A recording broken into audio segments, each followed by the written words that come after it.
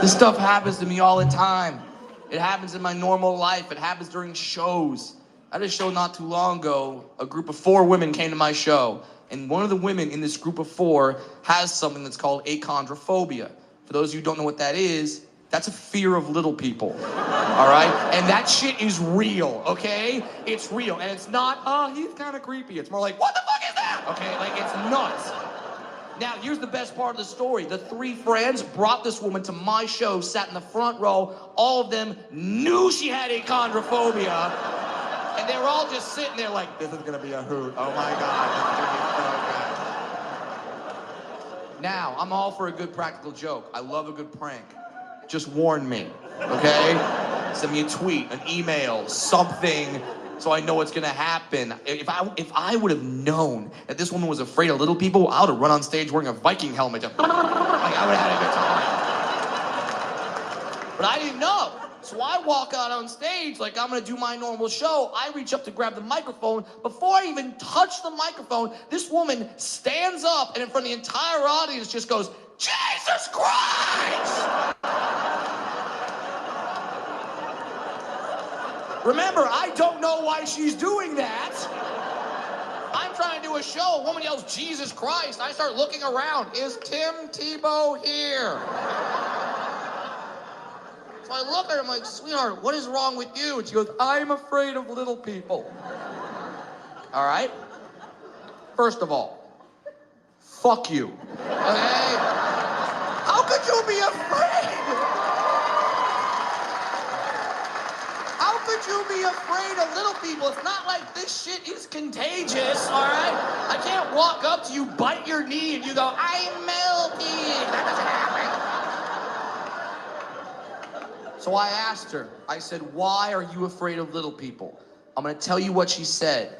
Just please understand this is what she said, okay? Not what I said. I didn't go home. I didn't write this down like, oh, I think this would be really funny. I don't think this is funny, but it's what happened. So here we go. I say, why are you afraid of little people? She goes, every time I see a little person, I just know they're gonna rape me. What the fuck? That happened at a comedy show. A comedy show. There were 3 friends were looking at me like, you can make that funny, can't you? No, I cannot make that funny. What's my comeback? You're not my type. Are you kidding me? So I look at this woman. I understand it's a delicate situation. So I look at her, I'm like, sweetheart, I get it. What you just said is the most horrific thing that could ever happen to another human being. But what you have to realize is that what you just said is impossible, okay? It's impossible. It can't happen. There's no such thing as midget rape, okay? It does not exist. Now, ladies, if you're in the audience right now and you're one of these people and you're fearing midget rape, just know there is one move you can do. One move you can do that will stop all forms of midget rape. It works 100% of the time. Here's the move. Just,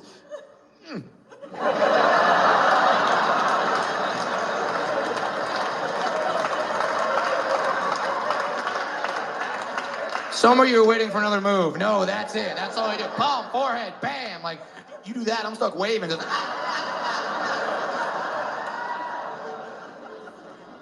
oh, wow, Brad, that's insane that you met one person that has achondrophobia. No, I've met quite a few people that have it. It's pretty common, which is weird. I've even met one celebrity that has it. Don't worry, I'll tell you who it is. Okay. John Stamos. Yes, that John Stamos. Yeah, he's got achondrophobia. I didn't know that until I did a show with Bob Saget, his co-star from Full House. I did a charity show with him. Saget rolls up to the show with John Stamos and Dave Coulier. They are still all friends, which is awesome. I'm sitting in my dressing room. All of a sudden, Saget bursts into my dressing room and was like, Brad, you have to come meet John Stamos. And I'm sitting there like, well, yeah, I love the show Full House. Uncle Jesse, Jesse and the Rippers, the catchphrase, have mercy. I would love to meet John Stamos. He goes, Brad, you don't get it. Stamos is terrified of little people. Then I know what I must do, Bob Saget. The plan goes into action. Action! Saget runs into his dressing room. He starts talking to Stamos, distracting him. As soon as Stamos turns his back, I know that's my cue. I run in, I see Stamos, I run right up, I grab his leg, I start humping. And this is not a comedic hump. I am hate fucking his leg, okay? I'm gonna tell you this right now, and understand this, John Stamos screams like a bitch, okay? He does. He looked down, saw me, like just started freaking out. And he starts kicking his leg like that. Like he starts kicking his leg like I'm some horny cocker spaniel or something, but you're not getting me off because I have little pug arms, and when I latch on, I fucking latch on. So I'm good. I am riding his leg like it's an out-of-control fire hose. Dude, this is the rodeo. I'm surviving for 8 seconds, okay? While this is happening, Saget is on the floor laughing. And then, in a moment that I could not write if you gave me 1,000 opportunities, Dave Coulier walks into the dressing room, sees me humping Stamos' leg, and without missing a beat just goes, "Hey, Brad, cut it out!"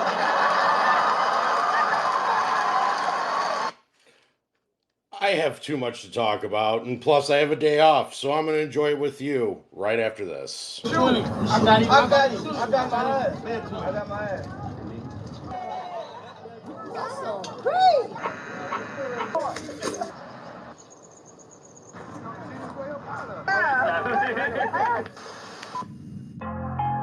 Yes, sir.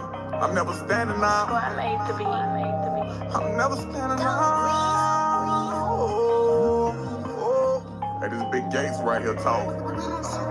Watch your mouth, no dissing me. You know we all saw it. You say I'm fake, that's your opinion, that's just y'all story. Just face the fact I was y'all blessing, but y'all ignored it. Your quest for fame had you distorted, not accepting sorry. I'm really that, the streets are vouch, the people vouch, the jail vouch, all the niggas in the feds are vouch. We held it down while in the drought, one of my sales are vouch. I'm standing out, when it's beef, I'm never standing down. Hey, next door to Jamalo while in St. John Apartments. Couldn't afford the rent, we moved with grandma more like an orphanage. The neighborhood ain't like I said, we came from New Orleans. Had some fights, I slung some iron in Baton Rouge, you recall it. Lee Lucas doing life, he left when I was 11. Had a job I did not like and started narcotic selling. I do for me, I feed myself, a coon not willing to help me. We either die, go to jail, so what the fuck could you tell me? Fully loaded Nike 11 when this pressure get applied. Got a brand new Glock 9 and I keep it by my side. Took the side of that little boy done out of hatred, no question. Draw your sword, get met with brute force, no second guessing. Up, y'all. Watch your mouth, no dissing me. You know we all saw it. You say I'm fake, that's your opinion, that's just y'all story. Just face the fact I was y'all blessing, but y'all ignored it. Your quest for fame had you distorted, not accepting sorry. I'm really that, the streets are vouch, the people vouch, the jail vouch, all the niggas in the feds are vouch. We held it down while in the drought, one of my sales are vouch. I'm standing out, when it's beef, I'm never standing down. On a time and rate for everything he did for me, I was loyal. Got betrayed, it came a great disappointment. I thought we was under that law, but your nephew's an informant. Put the folks in my business, gotta set court appointments, gotta suit up with lawyers. Damn, this how we rockin'. They copyrighted my name and wanted $1 million. The label laughed in my face, I had to pay out my pocket. Young Money closed the door and ain't nobody want family. Travis Newman looked out, we in the park and we grinding. If you want them wholesale, just pull up and we got it. Shout out to Miss Cannon, my heart on Carolina. I put diamonds in the T.O.P. and all in the bottle. I ain't never change up, let's get that understood. I'm in that 70805, ain't no show love in my hood. I ain't never change up, let's get that understood. I'm in that 70805, ain't no show love in my hood. Watch your mouth, no dissing me. You know we all saw it. You say I'm fake, that's your opinion, that's just y'all story. Just face the fact I was y'all blessing, but y'all ignored it. Your quest for fame had you distorted, not accepting sorry. I'm really that, the streets are vouch, the people vouch, the jail vouch, all the niggas in the feds are vouch. We held it down while in the drought, one of my sales are vouch. I'm standing out, when it's beef, I'm never standing down. Change up, let's get that understood. I'm in that 70805, and show love in my hood. I ain't never change up, let's get that understood. I'm in that 70805, and show love in my hood. What's happening, y'all? I'm sorry. I can't let this shit keep on going the way it is, and people spitting out bullshit and trying to pass on a narrative that is just in my opinion, just absolutely, completely false, and the data doesn't show it in any which way. I had a couple of messages come my way and talking about how the S&P could possibly go to 5,400, maybe 6,000. On what? On what? If you were about 3 weeks ago, if you were smart, or if you were playing the markets and you were playing your options, your calls, and everything else, you would have gone ahead and actually placed, out of the money call for about 3 weeks out on the SPY, saying that it was going to hit 5,000. If it hit 5,000 at that point, you would go ahead and you would exercise that. And the reason why you would exercise it is because you would have made some decent money. The interest was high. You would have made a great money on that call. Now, you go ahead, what was it, last Friday? Goes ahead, passes that, gets to about $5,034. It is an unsustainable level for the S&P right now. And a lot of that has to do with Nvidia and the fake pumping of the numbers.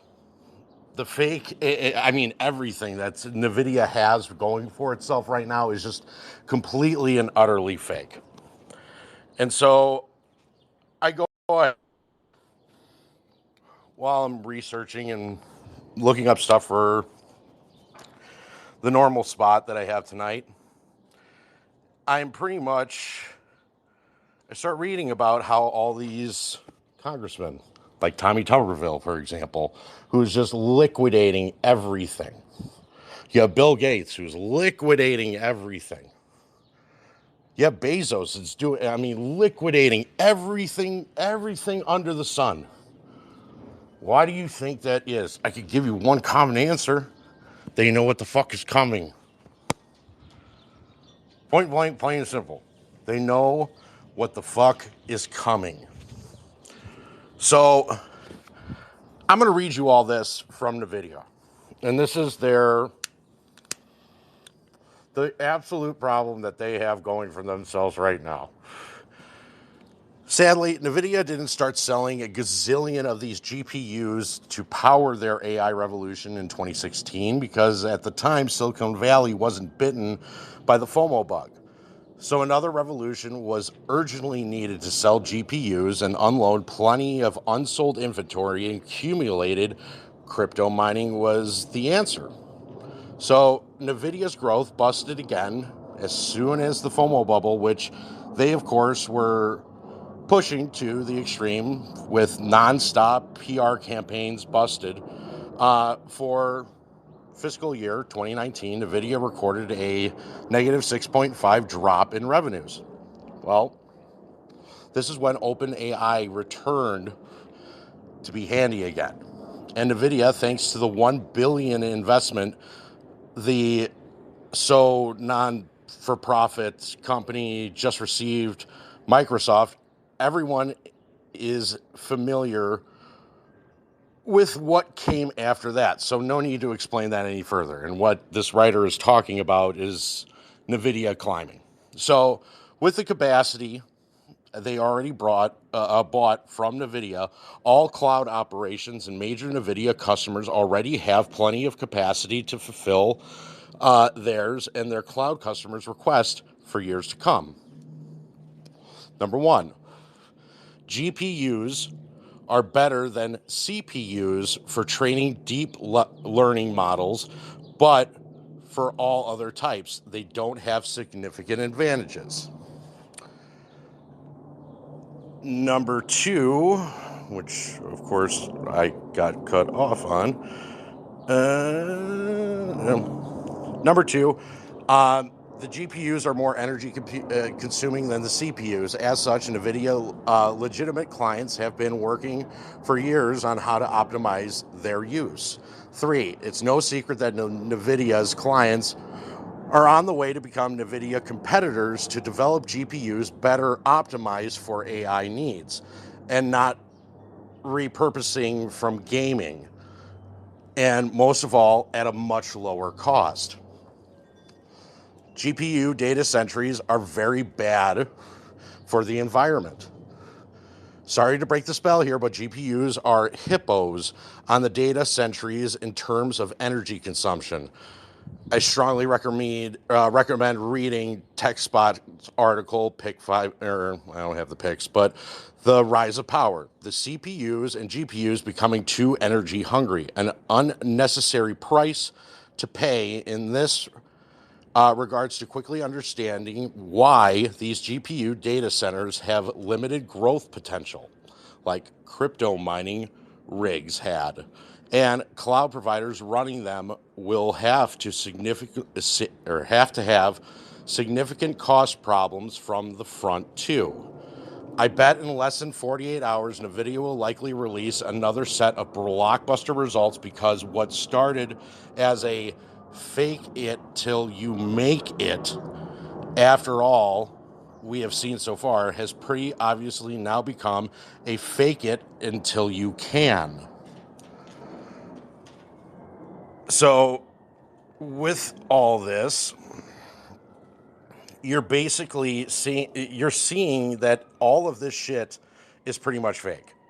There's nothing that you can actually see that's coming from NVIDIA that points to them actually making these historical numbers. From a market share standpoint, if you're looking at a GPU computer and going ahead and saying that you're better than a CPU, well, that GPU is more energy dependent than anything else. It's bad for the environment. You're talking about a administration, quote unquote, that basically is trying to negate all of this in every way, shape, and form. But yet they're so heavily invested. As you guys already know, especially from me telling you about Geo Capital and what their strategy is and what they actually do for the government, managing their $1 trillion in, their trust account, quote unquote.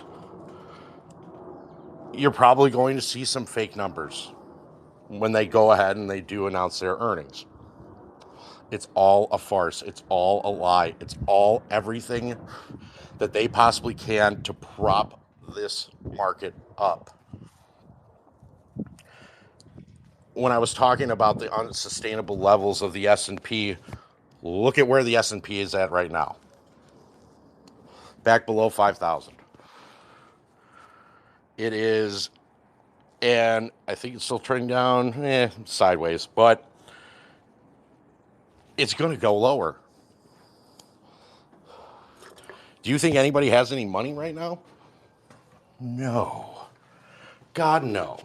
And a perfect example of that is that Capital One just recently announced their acquisition of Discover. Wow. I mean, that's a wow thing. So you have Capital One buying Discover is a huge deal. This is going to hurt MasterCard. Their big three are Citibank, Bank of America, Capital One. For a long time, that relationship was so close, they shared a building on Fifth Avenue. Discover is a third-party network, meaning their cards can sit atop an underlying bank account, which would give Capital One X Discover some interesting product opportunities currently only available to Amex. This thing is going to be absolutely massive. First, in terms of U.S. credit card market share. The M&A phase is going to be messy, but this will massively and favorably impact the unit economics. Swipe fees is what this author is talking about in the long term for Capital One.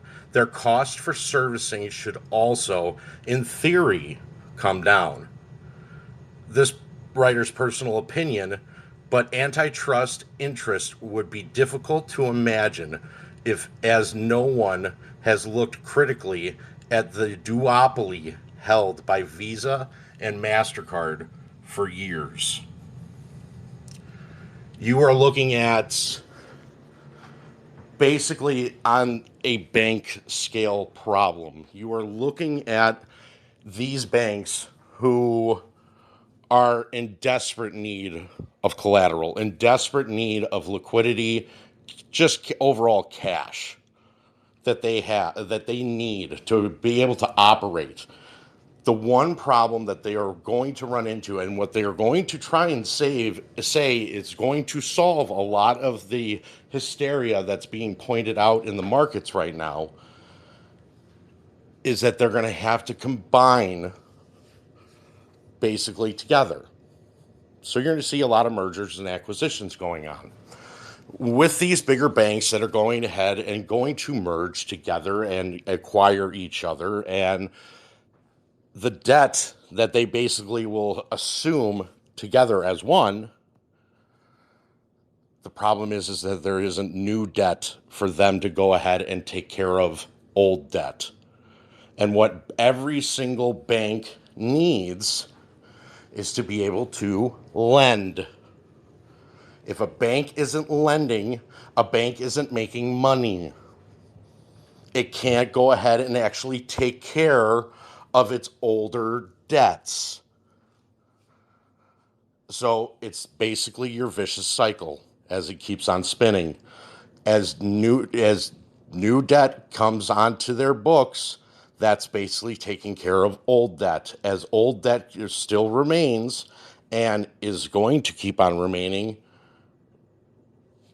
due to outside factors, but there's no way for them to continue this game because that old debt still has to be taken care of. Period. And if they can't take care of that, watch a whirlwind of shit that is going to fall on your guys' laps. What's that whirlwind of shit? Looking at a depression. Because it can't be sustained. None of it can. If you continuously keep on doing what you're doing and not take care of the previous debt that you've acquired, now you merge, that debt's still on your books. And since lending has been so stingent, they are not going ahead and actually they're not giving out loans. They're not giving out new credit cards. If they are basically going against everything that's in their quality control for going ahead and actually giving you a credit card or a personal loan. You are in a problem, and a problem that cannot be solved by a merging banks. And you're going to start seeing this, the small and mid-sized banks specifically. The reason why you will see it with the small to mid-sized banks is due to the fact that you are going to have a big problem come March 11th when the bank term funding program ends. And you're forcing these banks to have to use the Fed window trading assets for liability, or trading assets to basically cover your liquidity on a daily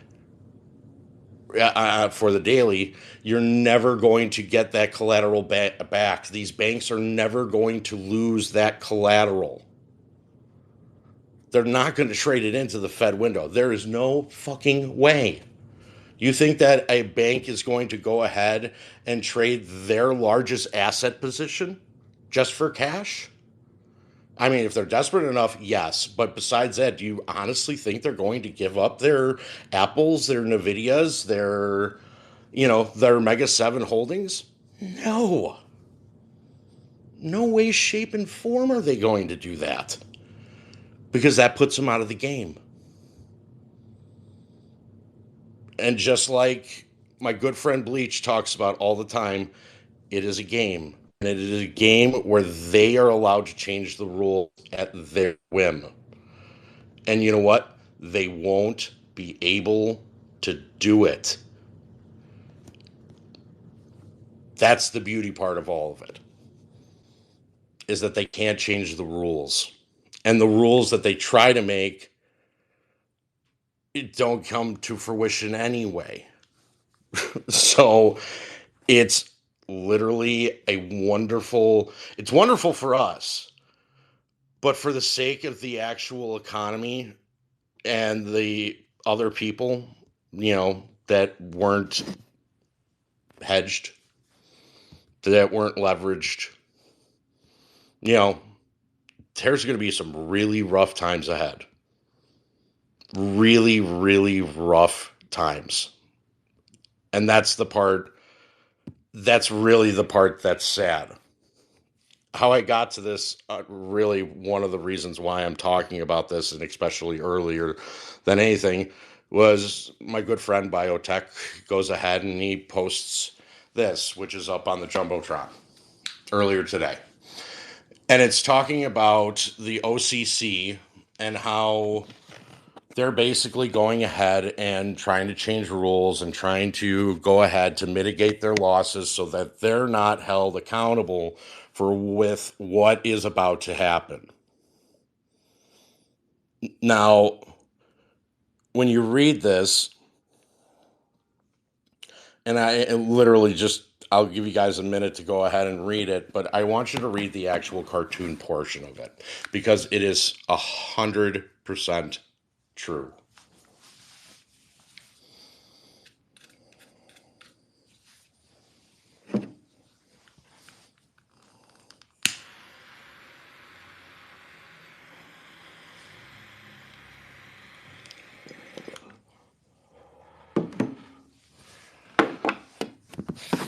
Why it's so important is because this is exactly what they are doing. And this is all just a farce to go ahead and try to mitigate loss. If they can go ahead and try to mitigate loss, this is where they can actually say, well, we tried, we did what we could, but it's forcing the public, it's forcing you as, a U.S. citizen to basically force you into giving them a bailout. Now, there's a million different kinds from what people have told me of certain bailouts that can happen. But listen, you can't tokenize anything as of yet. There's already a bill sitting in Congress that has already stated that they cannot tokenize anything. They cannot do anything in a form of printing CBDC. So the tokenization part, out. There's no way to kick that can. So that's one. Two, you do need, no matter what, you need the full United States participation into that tokenization portion of it. There is 12 states right now, from what I've seen, that are firmly against the CBDCs. And they will succeed if any of them are implemented. For all you guys in Texas, you guys are the smartest of the bunch. Because you guys have gone ahead and given access to the consumer to basically use gold and silver as a form of currency. So, hats off to you. You guys are geniuses to be doing that. So, you can't tokenize. Okay, so what's the next problem? We have to stop a cascading or a waterfall effect. That's what we have to stop. There's no other problem that the OCC really has is besides stop.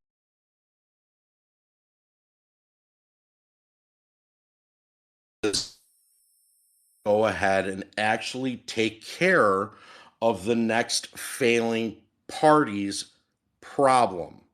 So if you have one person that's failing, then that bank has to pick up them. The other banks have to pick up that one, starting a cascading effect.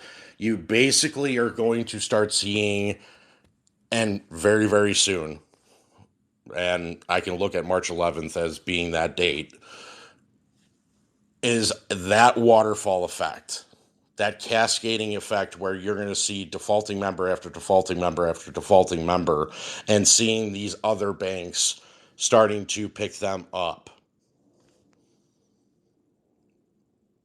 That leads to your bigger problem. And that bigger problem is the collateral portions of it. Coach, I'm ready to go into the game, Coach. I'm ready to go into the game, my friend. How are you? Man. Yeah, how you Thank feeling you. this morning?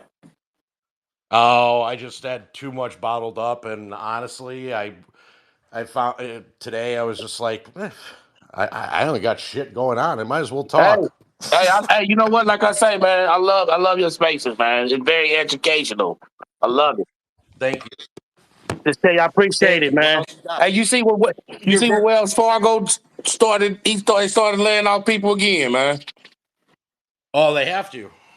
It, it's about to get ugly. It's about to get real ugly out here. Oh, it is going to get real ugly in the banking sector. And the funny thing is that Wells Fargo, I believe, is the first bank to actually put forth a union for their people, for their employees. So with them being a part of the union, guess what? They're still on the hook for paying those pensions. They're still on the hook for paying salaries.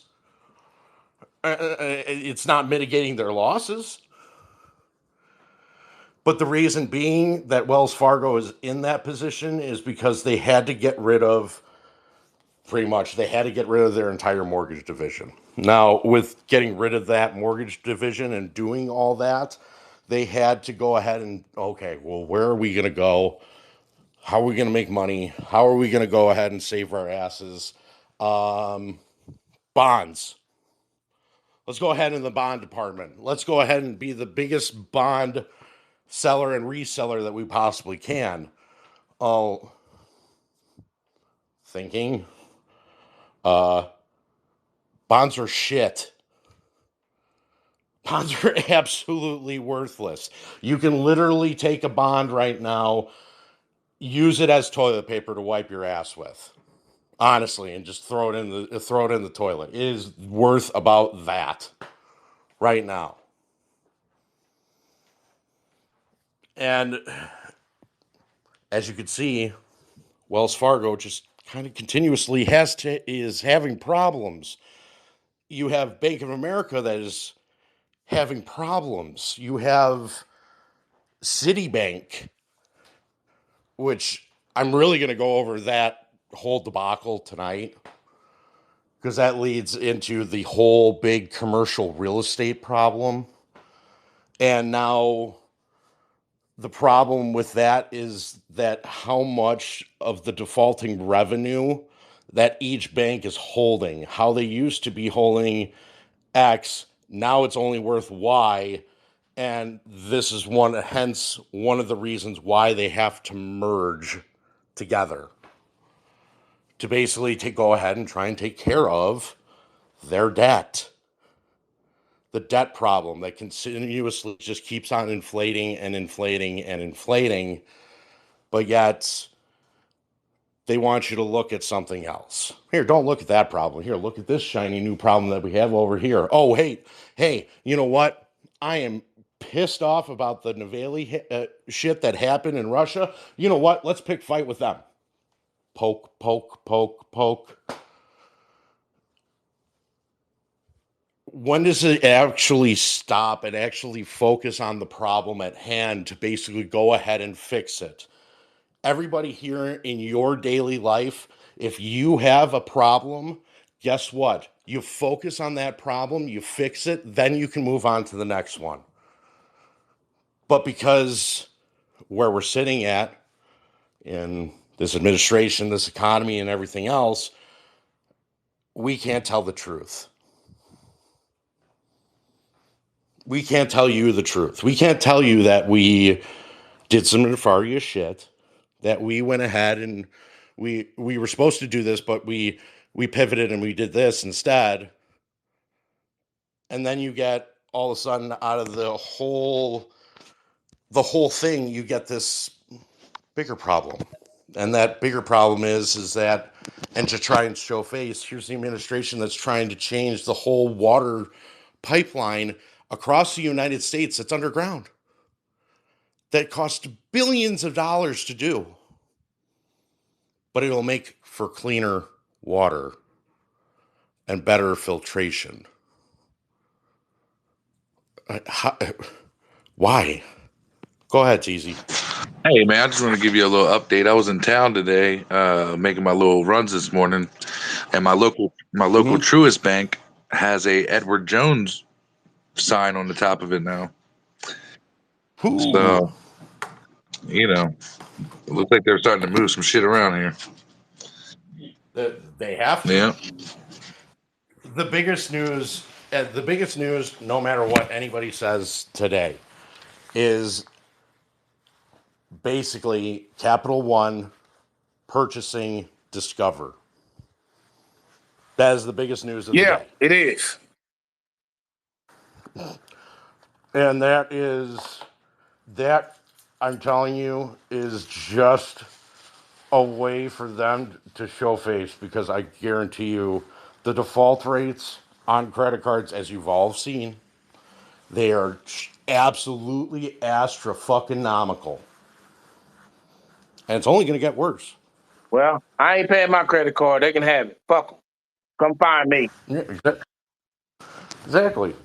So, I mean, so it says Truist announces agreement to sell remaining stake in Truist Insurance Holdings to investor group led by Stone Point Capital and Clayton and Rice, valuing Truist Insurance Holdings at $15.5 billion.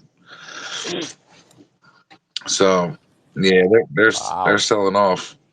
I don't know what's going on here with this, but Truist took over BB&T about not even maybe four years ago or so. Just around. Something like that. I forget exactly when, but so just about that. But I mean, they didn't know. They are going to try and do everything that they possibly can to go ahead and make you see left, but you really should be looking right, or you go look right, or you go look right, go look down, go look up. Don't look at where you're currently looking right now.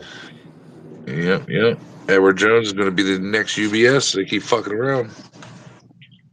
Well, see, and that's the interesting part, and that's what got me on my comedic laugh today.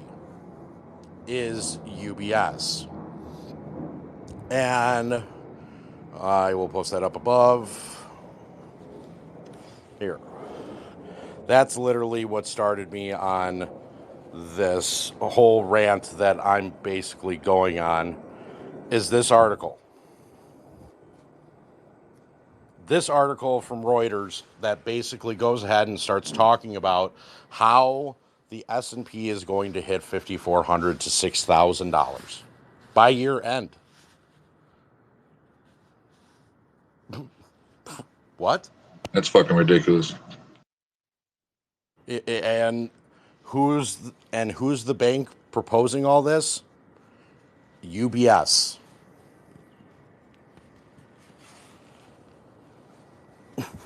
I seen JP Morgan was in a little bit more shit today too. Oh, JP Morgan has its own set of problems, and those problems, wow. I mean, I'm going to read it to you because it is just absolutely glorious. No, you're gonna love this. So, bombshell, it went off. That was included in last Friday's 10-K filing by the bank is that it had legal expenses in 2023 of an astounding $1.4 billion.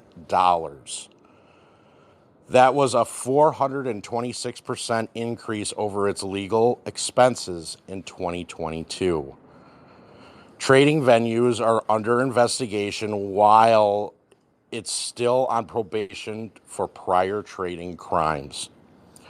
Last Friday, ahead of a 3-day weekend when the bad news could be expected to evaporate into the ether by the next news cycle, JP Morgan Chase dropped a bombshell in its 10K annual report filing with the SEC.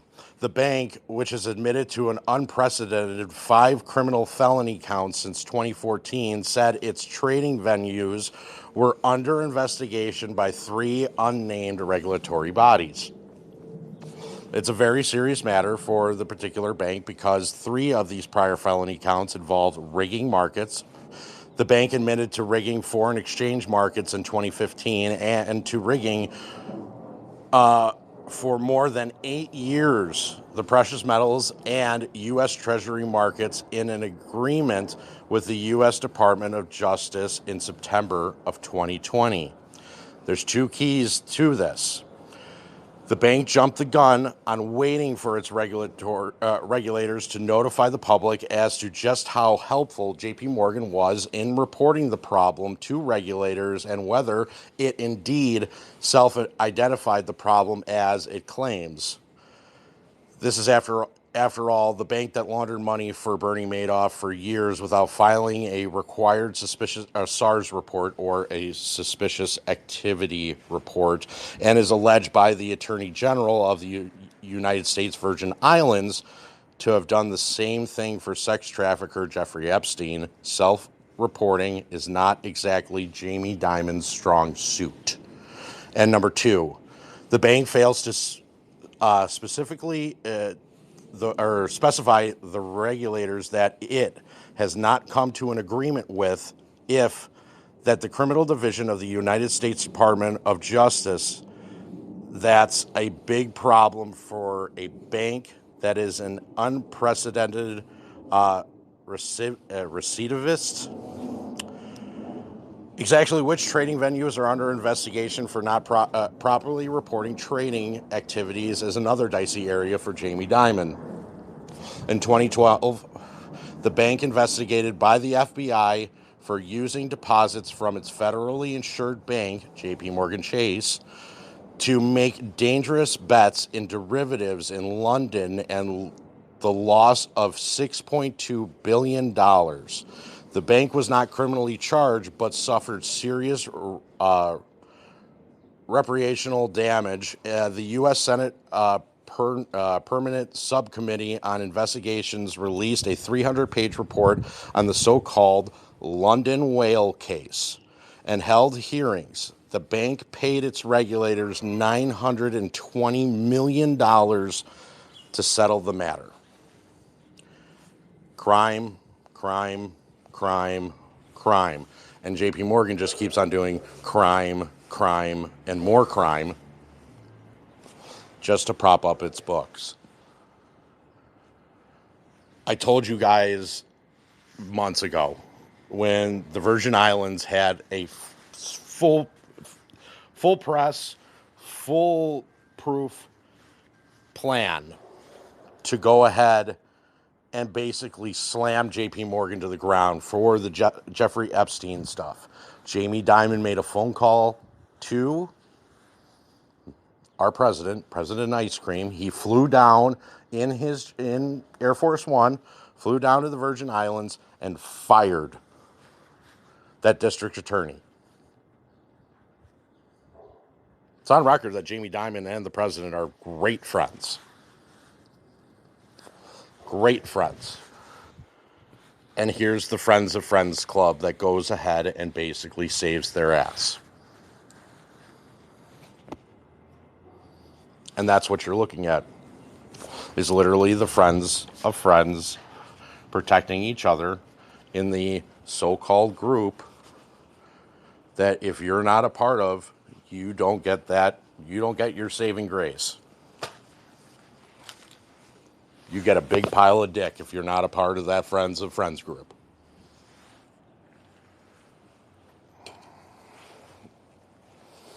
So this case represents another shameful demonstration of a bank engaged in widely risky behavior. The London Whale incident matters to the federal government because the traders at JP Morgan were making risky bets using excess deposits, portions of which were federally insured. These excess deposits should have been used to provide loans for Main Street businesses. Instead, JP Morgan used the money to bet on catastrophic risk. This is the ultimate hilarity of this. The woman overseeing these massive risky trades for JP Morgan Chase, her name is Ena Drew, didn't even have a trading license.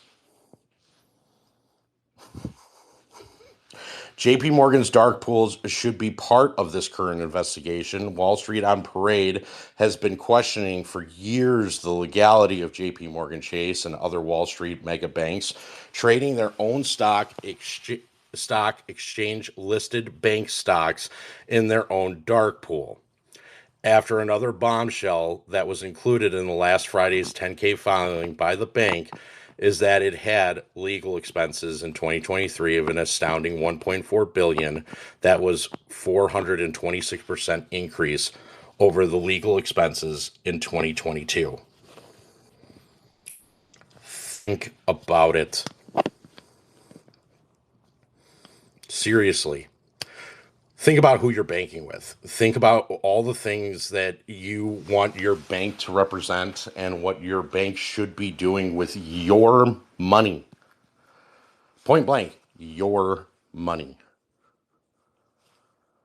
And instead, they are just betting wildly in derivatives to try and make it up.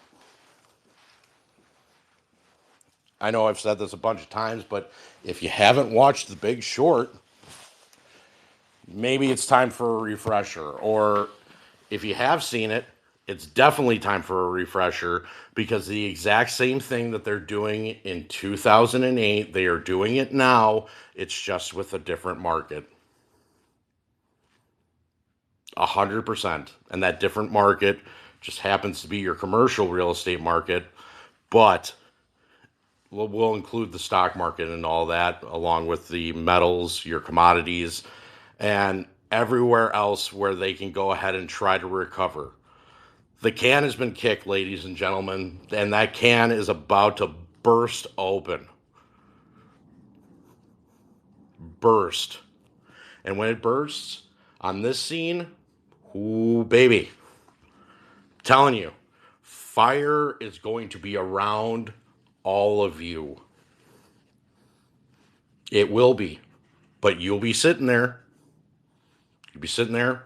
Get yourself some cinema sweets. Get yourself some marshmallows and graham crackers, and start making some s'mores. I can tell you right now, because you are going in for a wild ride. Because on the flip side of it, you hedged yourself. You got yourself a meme stock. That meme stock is going to fly to the fucking fuck the moon. We're going to Pluto. You are going on a wild ride. And that wild ride is going to be the party of your life. Hey, another thing too, James, I'm not even trying to get off subject too much, but just to give everybody a heads up, man, like it would be wise for everyone to stock up on your water and your food, and because this shit's so big, we don't know what's going to really happen as far as just the market crash. You know, we talk about how the market's just going to crash, the economy's going to crash, banks are going to fail, but when these things happen, you know, there's a lot of other countries that we fucked over. So if things do go down, you guys need to make sure you're stocked up, and, you know, make sure you're prepared for this shit, because, you know, from what I'm seeing, it's not going to be a false flag. I think it's going to be a full out attack. You know, something's going to happen here at the homeland. I'm seeing it coming. So I just want everybody to be ahead of the game. Absolutely. Absolutely. Not even a fucking Yeah. question. Because when you look at all of this wrapped in together, and here's my dad has always told me, when you fuck around with people's money, people get crazy. Absolutely. That is 100% the truth. When you fuck around with people's money, people get crazy. Now, you've watched literally every single bank. You've watched them all basically take the money that was supposed to go ahead and basically save their ass in 2008. And they should have done the reform. They should have reformed the SEC. They should have reformed really the NMLS. They should have done a lot better when it comes to the Dodd-Frank Act. I mean, in every sense of the word, where you're basically regulating these banks to basically show where they're trading in the derivatives market. And so far, you only have them showing at maximum 3% in a lit market. That's at a max. There's no such thing as transparency in this world. I think too, with them trying to bring up the Russian nuclear bomb in space shit, it's kind of a telltale sign what's coming. So, you know, I just want everybody to not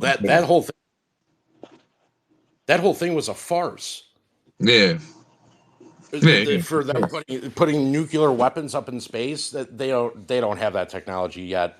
Yeah, But so that's just them talking reckless about what they're going to do to the power grid and, you know, our communication systems. So that whole thing that was such a political scare last week, with Russian putting their missiles up right after they got done. Here's the intelligence committee that goes ahead and issues a statement. That statement was, we need more money to fund Ukraine. Exactly. Okay, didn't we all just watch that interview with Tucker Carlson? Like, I mean, I don't know how this got spinned in a different direction, but like, you watched it. For the people that didn't watch it, I highly recommend you going ahead and watching it again. But when you watch this, does this really sound like the tyrannical tyrant that we're talking about here? It sounds like Joe's freaking out about them documents. Oh, I think so too. And I think they're really freaked out about this missing binder that basically shows everything of their wrongdoing. I think that's what they're trying to blame it on. If you want my honest opinion, they need to divert your eyes somewhere. They can't keep on showing you. And here's the correct statement, regardless of what anybody says. I'll tell you it right now. Get the lie right. If you can't get the lie right, don't say anything at all. But they are just coming out with new crap after new shit after new turd of bullshit that they can tell you to make you think everything's okay. Go ahead, Eric. Yeah, hey James, hey guys. What have I said, man? What did I call this whole thing that's happening right now? What everybody sees? What did I call it? You remember? Theater. I like to call it the shiny new problem in the sky that you should be looking at as opposed to the real problem. Yeah, yeah, exactly. But listen, James, it's a little bit past that. They're doing that as well as it's getting so ridiculous to allow people to understand how absolutely fucking ridiculous it is, because some people just aren't getting it yet. Oh no. You know, I mean, many are, okay, but regardless, we all have to, man, we all got to get this right. And so everybody's got to realize. So it's just becoming more and more of a freaking clown show. And that's what it is. You know, basically everything that we see, I'm just going to say it, is absolutely fucking fake. It's all set up at this point. It's been so corrupted and so destroyed, and it's all just going to flip. And it's getting ready to happen soon, in my opinion. Oh, I keep on looking at And Mark. we're gonna be fine. And we're gonna be fine. But everybody's got to get on this page as far as wake up. Oh, Because everybody in yeah. the world does. Yes. And for the most part, I truly believe that most of them are pretty well on their way, if not already clearly aware. So You'd be honestly, man. no, man, I'm telling you, we even us, even me and you, we still see all this bullshit that they're making extravagant, right? So it's just kind of a percentage of what we personally see, and then we have to sit there and, it's dude, it's all it's almost at this point me, and this is my opinion.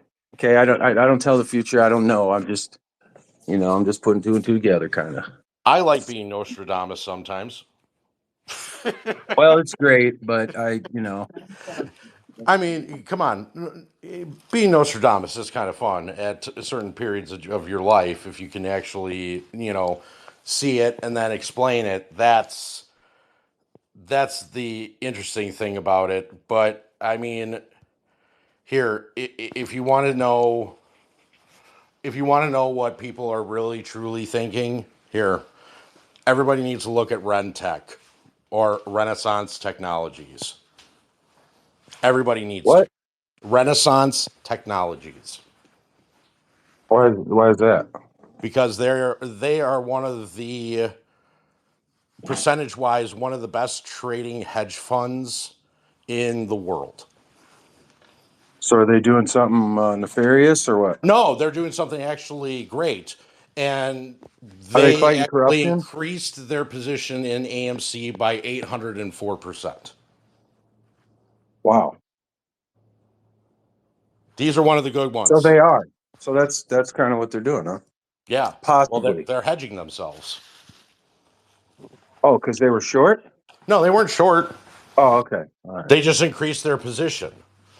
And they are one of the good hedge funds. They are one of the hedge funds that are on our side in all of this because they see what's going on. And they have held their position in AMC for, 2.5 years. Haven't lost it. That's funny. I haven't heard of them yet, James. That's the first time today, I'm telling you. Well, I'm happy to go ahead and actually state the truth. So, kudos to Frank the Tank for it. But here you are. This gives you the actual information. Speak of the devil, he comes in right when I said thanks to Frank the Tank. Thank you, buddy. But Renaissance Technologies is actually one of the good hedge funds that has been on our side this entire time. From the last 3 years, they've basically increased their positions every single year on AMC. So they see exactly what we all see, what we've been talking about.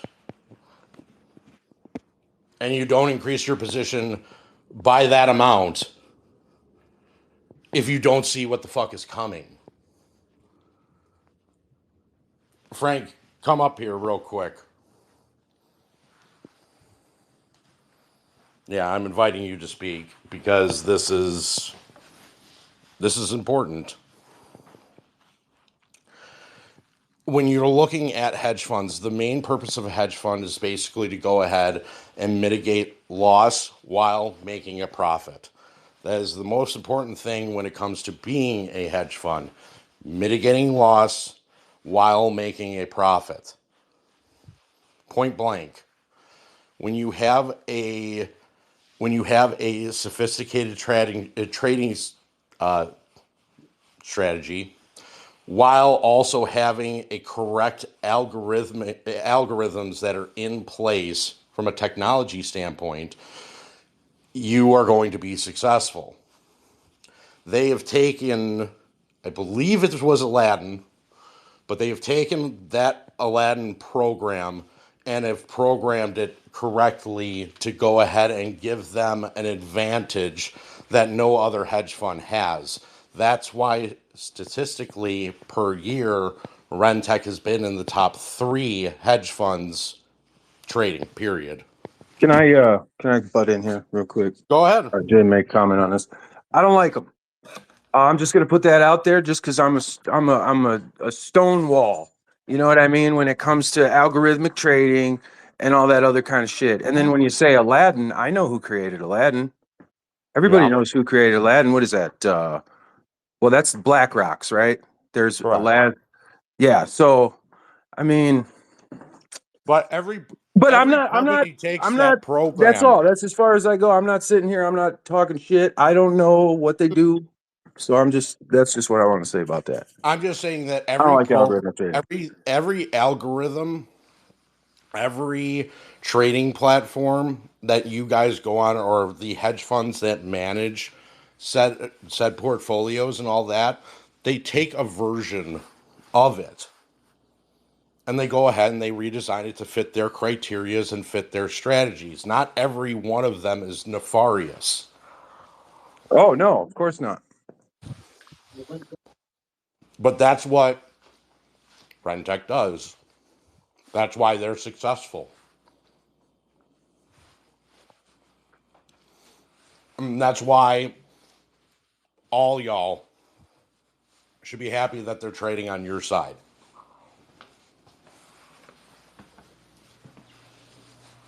That is the truth. If they know what's good for them, all of them are going to come to the dark side. They will. But they've been on it with everybody since the beginning, my friend. Since this whole thing happened, Rentech has not been playing both sides of the fence like everyone else.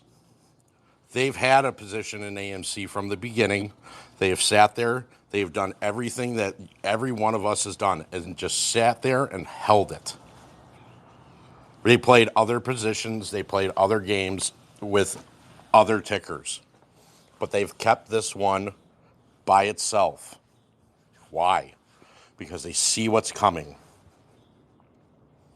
And no matter what anybody says, it is going to go to fucking Pluto. I'm just here for the mass arrest by the fucking military. Mm-hmm. Bring on the clean sweep. Oh, it's not funny. It's coming like a hammer, son. It's already taking place. Don't get me and Eric started. So, when you're looking at stuff and you're looking at military involvement, I want you guys to look at the 2023-2024 field guide. And that should open your eyes to a lot of things. Hey, Eric, real quick, did you see the helicopters and shit like the United States helicopters that was in San Fran? I think it was yesterday or maybe the day before. Anybody got any information on what's going on with that? They put out a couple. Well, I mean, one of the biggest U.S. military bases. I mean, it's right there. The Marine base, the training base there, and San Diego's there. But they also have a whole bunch of shit on the western seaboard. But the thing is that they put out a couple articles. I don't know what's going on. Okay? Yeah. I just know they put out a couple articles that talked about they're doing training exercises for.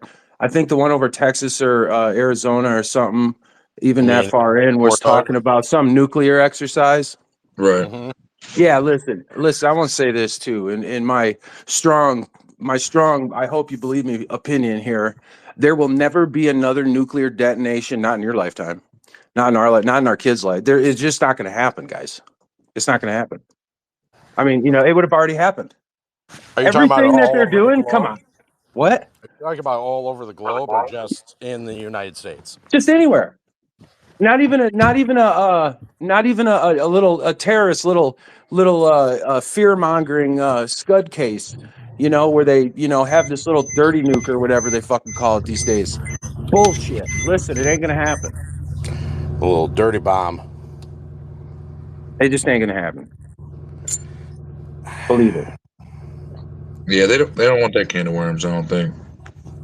I don't think they want the can of worms, but that doesn't mean that it can't happen. Yeah, I desperate mean, measures call for, you know what I mean? I understand. I mean, we're in a zone we've never seen before, so you just, you know. Yeah, But yeah, that's I true. know all the That's a good. That's straight right on, dude. yeah. So I don't know. I mean, I know they all know Trump's coming back, so they're going to be ready to work with him when it comes. So I don't think they're going to fucking blow our our business, you know, doing something stupid here. But other places, you know, you never know. But I don't think you. I don't think you're going to get it in the United States, but I could see different things happening to different countries, for sure. The ones that we don't like, that I could see. But I'm telling you, if you haven't read it yet, you can look it up online. It's out there for everybody to see, and that is the field guide. And this is military plans that are going to be enacted for, the Marines and your Army. Yeah, I mean, listen. We're under military law. I don't know if anybody knows that or realizes it, but that's literally what's happening. That's what's taking place. Okay, Trump's commander in chief of the military. He runs it. He actually runs the show. He runs the whole effing world. That's just how it's working right now. Everybody's working with him. We need to wake these people up. Okay, this is as serious as it gets, guys. Okay, Did you say you there. meant Biden, right? What? You meant Who? Biden right now, correct? Yeah, his funeral was in 2021. Okay. Okay. It was right on TV. They did it with the inauguration. You know, when it was supposed to be an inauguration, it was actually a funeral. The cannons, the fires, the numbers, they all mean something. It means something very specific. Okay, and then Trump told us he still got the Democratic nomination with half of his head missing. You guys remember when he said that right on fucking TV? He literally said that he had a hole in his head. The Trump was talking about Biden. This is back when he was running in 2020. So, guys, it's real. It's happening. They're fighting a propaganda machine, a deep state military complex that steals everyone's money, and everyone has been involved in this corruption and set up as far as from the banks. It's the banks, guys. They took over. Israel's not in the Bible, guys. They took over that part of the world. People are trying to get it back. I mean, I don't know. I don't really have an opinion over there. I just know that people with a lot more power than me are handling business, and I thank God for them. Do you think when? So Oh, go ahead. no, that's it. Yeah, go ahead. No, do you think when Trump comes back, he's gonna partner with like Russia and China and go after the Rothschilds and World Economic Yeah, Forum? they're already. Yeah, I'm telling you, they're already doing that, man. Yeah, They're doing. That's exactly what they've been doing. The yeah. child trafficking, the Rothschilds are behind it all. So, That doesn't guys, if surprise you me. just look, you can find all of this stuff, all of it. You can find everything that I speak on. You can find several sources on it. It's out there. If it's hard to believe, I know it's unprecedented. The times are unprecedented. People have been psyoped to the highest level with every single electronic device. Every single thing has manipulated you and taken advantage of you and twisted you into believing that you're a debtor when you're really the creditor, when you are the creator of money. You are the one that creates all the wealth and the everything, and they just siphon it off by losing your pension and losing your 401k. And listen, they were going to take the movie theaters, guys. You remember the people that were on the board, the companies that borrowed money, that weaseled their way in, that Adam Aaron kicked all right down the street, pow, and got it all back. So those companies were fully planning on and most likely worked with, and I can't even imagine a world where it wouldn't work like this. They were going to take the theaters. And then what would we have? Nothing. We wouldn't have TV because that's junk. We wouldn't have internet because that's diluted. We wouldn't have the movie theaters to even enjoy, because everything in there would be take your freaking this big pharma that we want to kill you even harder. It's called We help save the controlling world, content. guys. I'm serious. I'm dead serious as a heart attack. We help save the world with this. Okay, this is what it means to me. It's called That's controlling. it. It's controlling content. That's what they ultimately wanted, and that's the whole reason for AMC, is so that this way they can tell you what you're going to watch. They already do that with TV. They already tell you that on the news. Oh, we can't tell you that because you're not at that pay grade. Here, we're going to make you watch a squirrel on some water skis. It's exactly what they're trying to do. Oh, send me the link. Send me the link. What link? To the squirrel. Oh, I don't have that.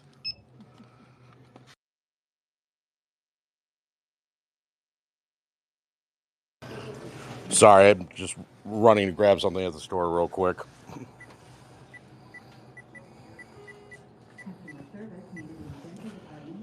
Yeah, I wish I had that link for the squirrel and water skis. That would be awesome. I would go ahead and point that up. And just making the noises, that'd be awesome. Have you been paying attention to Dick Clock? I've been paying attention to my own debt clock. Does that work? Oh, well, I mean, because I your pretty much debt track it. clock. Your debt clock, and so is everybody else in here that's a U.S. citizen. Their debt clock that was paid out in 2017, all or 16, I believe. As soon as Trump became president, all of the debt, $21 trillion, was paid. Transaction numbers and everything. I tweeted about that. All that stuff's there. I'm gonna put that at top. Matter of fact, guys, go ahead. They have totally put on a fucking show. They're good at it. So. And listen, and the ones that are aware, you get to a point where it's like, I mean, I would imagine is what I went through, is where you start to realize this stuff, and then shit, you get upset. You gotta work with it. You gotta deal with it. You gotta grieve in it. And the thing is that you gotta use your skills. And once you become more aware and more conscious, you just start thinking differently and feeling differently and thinking about things differently. It's just the way it works. It's just how it works. You start vibrating differently on a different frequency. So, and you start to heal. Hey, so the thing is that you don't have to be mad, and they're not doing it to you. They're doing it to wake people up, because all this stuff that they're saying is happening. I mean, yeah, okay, this going on, that's going on. I mean, the stuff's real, but it's mostly bullshit. Go ahead, TZ. No, I was saying, I was wondering what you were talking about with as far as Biden's funeral. When did you say that was? 21? Yeah, 22. It was in the inauguration, January. Oh, okay. All right. On the inauguration, yeah. Matter of fact, I think his headstone is out there. Like, you can go see it, like in person, like it's there. That's definitely not the same. In Arlington. So, I don't know. I don't know that part. If I did, I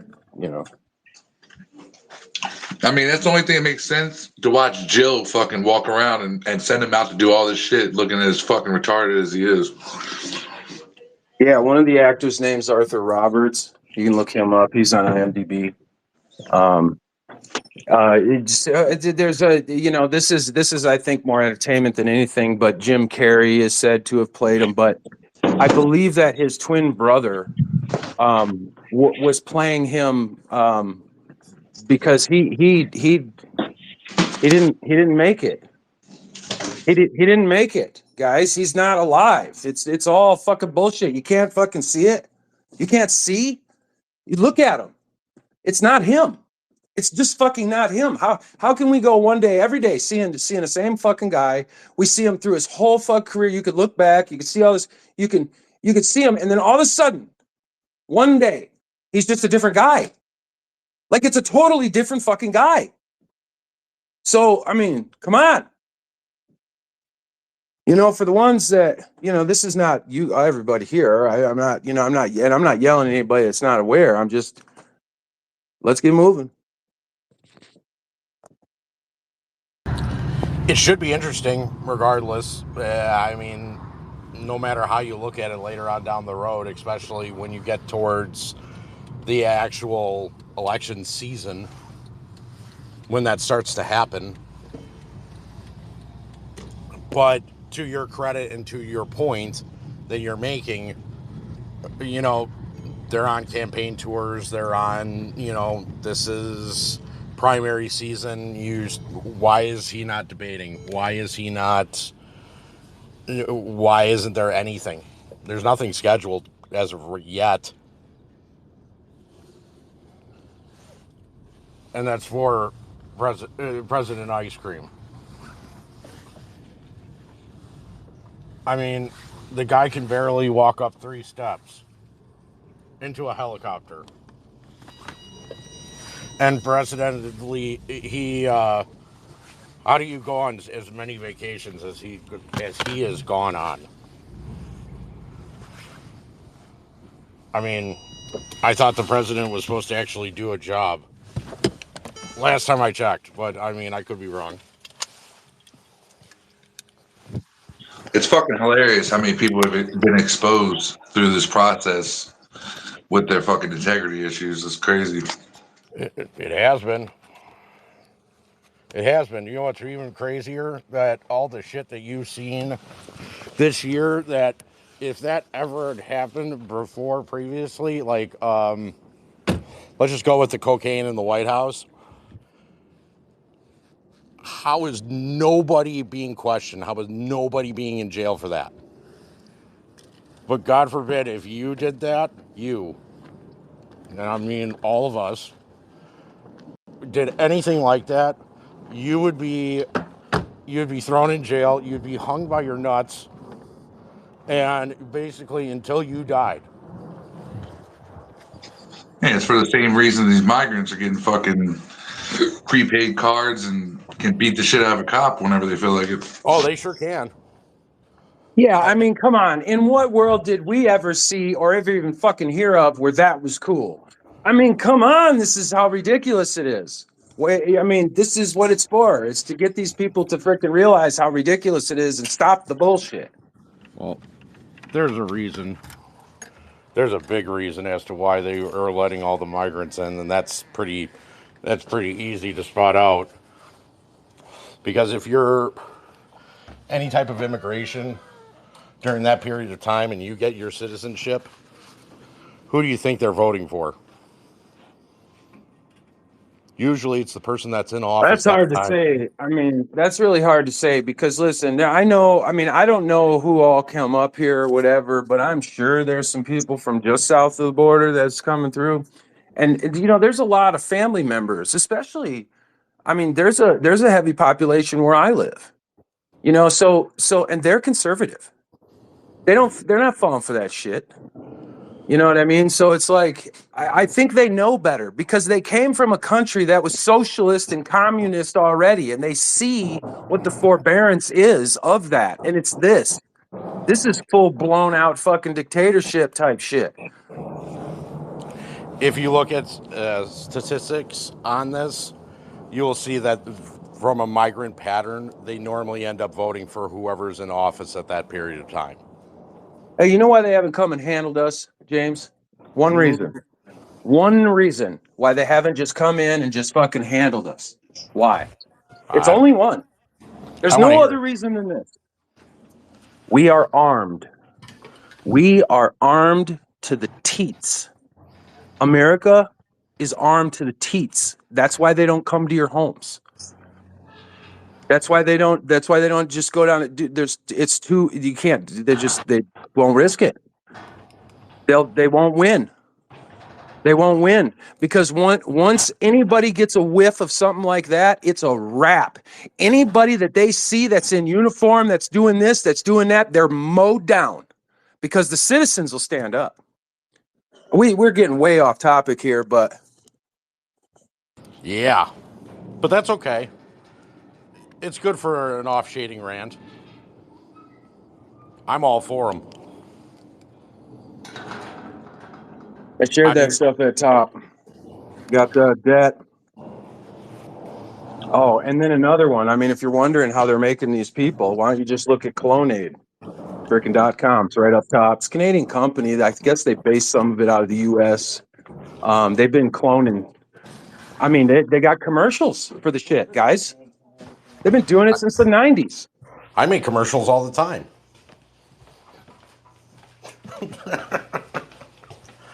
I can clone anyone's voice. It doesn't matter. Let's go.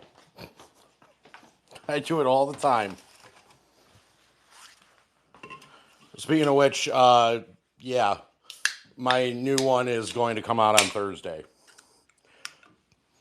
And that's with Camilla Harris. For all of you that want to know. Did that other video share up there? Did that other video share up there? Did that video? Breaking Now, the Big E. Yeah. Yeah, that's up there. Yeah, it says, and here it's the paperwork. Yeah. Okay. Yeah, take a gander for real. You can see the numbers. You can see the transaction numbers. You can look all that up. It's right there. It's right there. Breathe easy. Breathe easy, knowing that they know what they're doing. This is called devolution.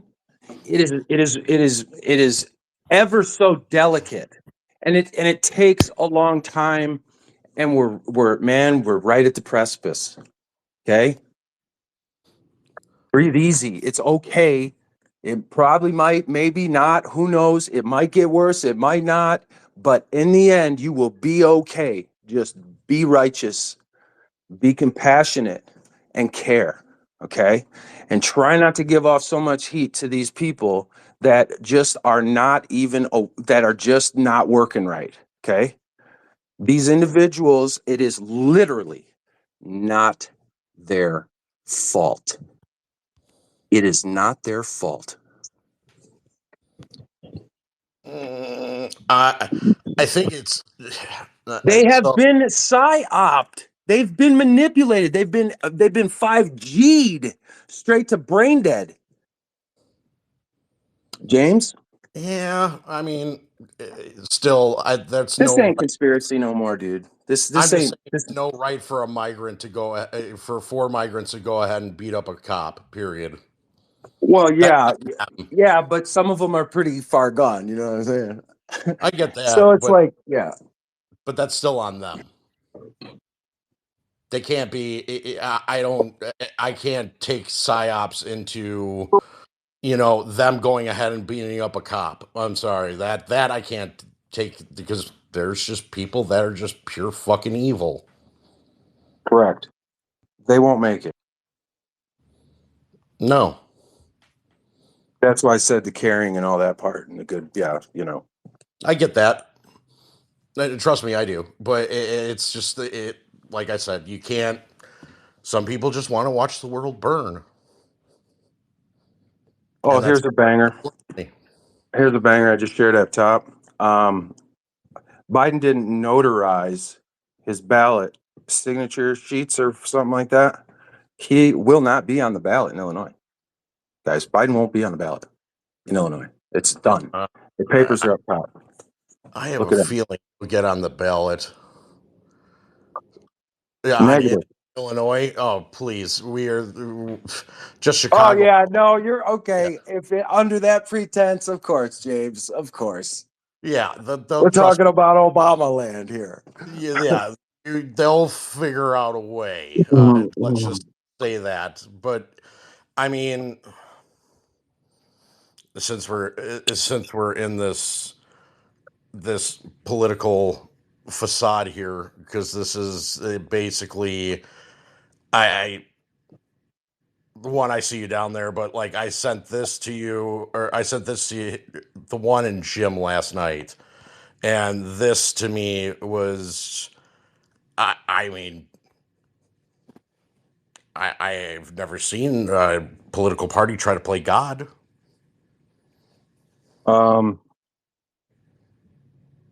Yeah. I think they've always done it since you've ever known. To be honest with you, Probably, but this is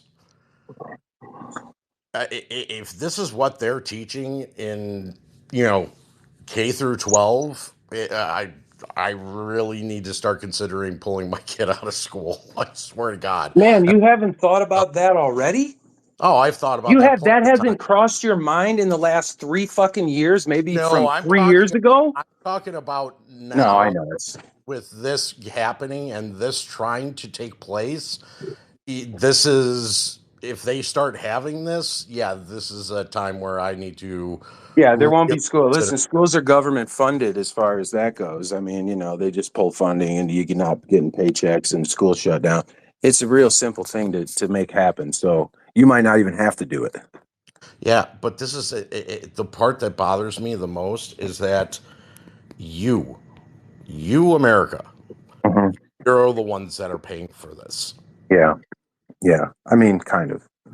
Yeah, and everything else. Yeah, but I mean, the money. I mean, if we want to get into conversation about the money, that's the most important thing. is it's fiat. It's right there in the name. It's fiat. It's bunk. It's supposed to be based on our sweat equity, which makes us debt slaves. That's what we are. We are owned. Well, our trust, our corporation is owned by the United States corporate. Well, it's actually owned by the crown, but there it's all like it's all falling apart, guys, for them. And the fact that they get to do you the way they do, and banks aren't even really, they're not even needed like in that regard to loan you money and things like that because they're not allowed to. U.S. code states banks cannot lend you money. They are the debtor. They cannot do that. There's a whole bunch of rules against it. Okay. They can't loan you their money or clients' money. Like people that have accounts, none of it. They can't loan any of it. What happens is you create a promissory note when you sign the loan agreement. And then you agree to pay them more than the fucking loan times fucking whatever. And all they did was middle the money from the Fed. They handed the promissory note to the Fed, guys. And the Fed went cha-ching and paid off everybody. Everybody was paid. And here you are owned. I mean, not everybody, but some people, they get over their head, they let them. And then what? Then you're under threat of losing your livelihood and all this all the time, and you're constantly pushing to work harder, produce more. I mean, it's a sick thing they've done to us. And they did it all over the world. And some places are worse than this, way, way worse. So, yeah.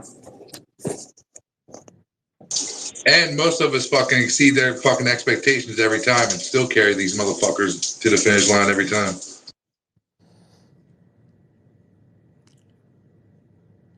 I mean, go ahead, sorry. No, go ahead. You can say what you got. All of the institutions that are like in operation right now that are like the forefront of all this, the Fed, even the SEC, the executive branch, everything that's behind it. They're all changing, okay? And we started with the IRS, okay? The IRS they keep acting like they're actually doing something, but I don't think they're acting as the IRS anymore because the Treasury has you report to them. And that changed. Well, especially when you run a business, And they announce it and they announce it. They announced it so long leading up to it. Shit. And then all of a sudden, a couple months before, 2024, people start getting like letters or emails and stuff, and they got to report all their stuff to the Treasury now. Why would the Treasury be doing that? Why would they be taking over? Why? They have an investigations unit that's going around just slaughtering right now. It's crazy. And on their website, and if you look at the Office of the Comptroller of the Currency, okay, that's another one. If you look on that website, the OCC, you're going to find out a lot of stuff. You're going to find a lot. Matter of fact, you're going to find out where Mexico paid their debt to the United States. The document is right there. I could share that up top too. They paid. Listen, if I'm understanding it right, okay, I don't know if I am, okay, but it's in the thousands. But if I did the math right, and there's different sections, it was like $58,000 per citizen that Mexico paid. It's right there. It's right there, and it's nuts because nobody's talking about this. Nobody knows that this shit's going on, and it's literally telling us. It's literally telling us, just like all these truths do, where we're headed and what we're doing. They're switching the system. We know the CBDCs, blah, blah, blah, blah, blah. There won't be any CBDCs. There will not be any central banks. Okay? There's a reason why the SEC was going after Brad Garlinghouse so hard and XRP Ripple. Okay? There's a reason. Because it's backed. It's backed by our gold. Our gold that was shipped out of the Vatican, out of China, out of Russia, out of Mexico, out of Argentina, out of every vault all over the world. We took all of our gold back, and guess who did it? Trump. And there's tons and tons, millions of tons, I don't even know how much, okay? I can't even give you a number, I don't know. We'll all know, but guess whose gold that is? It's yours. It's yours. And it's going to back everything we got. I'm telling you, everything's going to be all right. It really, really will. So one of the weapons that banks use, and Warren Buffett says this correctly, is that derivatives are a financial weapon of mass destruction. And it's 100% true. I'm going to read you this article because the writer of this is absolutely spot on. Derivatives were invented as an instrument to transfer risk between two counterparts. In theory, when someone gains on a derivative trade, someone else loses. Nowadays, the volume of derivatives outstanding far exceeds the underlying assets that they are supposed to be priced upon. This means that derivatives are no longer an instrument to transfer risk in the market used for pure hedging, but they become an instrument to bet on the outcome. However, differently from traditional bets where the bet amount cannot influence the game, derivatives can. Let's take horse racing as an example. If everyone starts to bet on the worst horse, the bookies must lower the payouts to the point where there will be almost no payout for the bets. Why? Because they still price the remote, but not zero possibility that the worst horse can win. Imagine every other horse falls to the ground before the finish line. The quantity of the bet, though, will not make the worst horse neither faster nor stronger. In financial markets, the gambling logic above doesn't apply. Why? Let's imagine an extreme case where the broker writes a put option on an unlisted company named Worm XYZ. The broker will not sit on the risk since he cannot short Worm XYZ stock, but will hedge the risk synthetically, shorting an asset. Let's imagine the broker picks Apple stocks. The broker then is supposed to borrow Apple stocks in a ratio they deem appropriate to hedge the delta for Worm XYZ private stock and sell them short in the market. This inherently will create selling pressure on Apple that is totally unrelated to Worm XYZ. At this point, you can intuitively understand that the hedging is far from perfect. Consequently, the broker will still carry a certain amount of the risk in its books and cannot be hedged even. Unfortunately, I cannot quantify how much of that hidden risk is present nowadays in brokers' books, but by institution, I could say that it's astronomically enormous. Now, let's go back to the horse racing example. Instead of pricing the very remote risk that the worst horse can still win, a bookie accepts a huge amount of bets, more than the capital he holds to pay all them out in case that horse wins. The bookie thinks everyone is an idiot, and he already pictures the next yacht he is going to buy. But then the worst horse crosses the finish line first. What do you think happens next? Well, the bookie is now in default. Here's the trick, though. The bookie can start collecting bets for the next race, and if the new bets come in faster than the previous winners coming at him to cash out, he can go away with declaring bankruptcy. If the bookie is very lucky and can repeat this perverse and illegal loop long enough with no more huge payouts, he can even get himself out of bankruptcy. Obviously, the key is no one knows how much capital he holds and how many bets he took. Otherwise, the winners will rush to collect their bets, the slow ones will remain empty handed, and the bookie will go bust and in jail. Does what I described sound familiar? Well, it's exactly what happened with Credit Suisse and Archegos went bust. No one knows how many losses are sitting in the bank's brokerages books right now, but everyone knows they are huge, already due to the U.S. Treasuries, commercial real estate delinquencies, and credit card defaults, auto loans repossessed. Still, these brokers keep taking bets in the market, trying to pull themselves out of insolvency, like the bookie.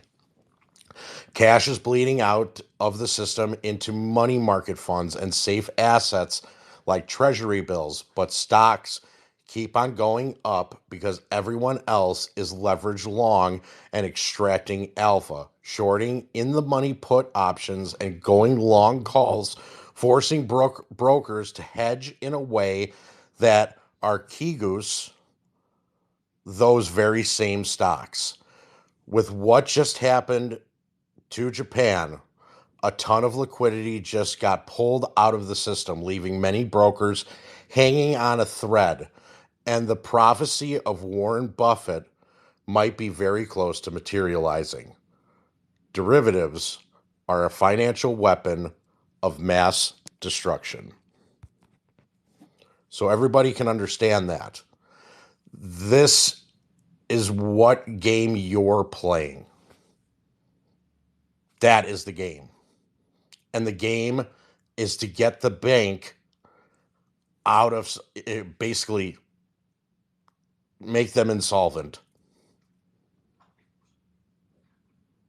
You understand the game. You understand how it's played. Your job is to make sure that that bank has no money.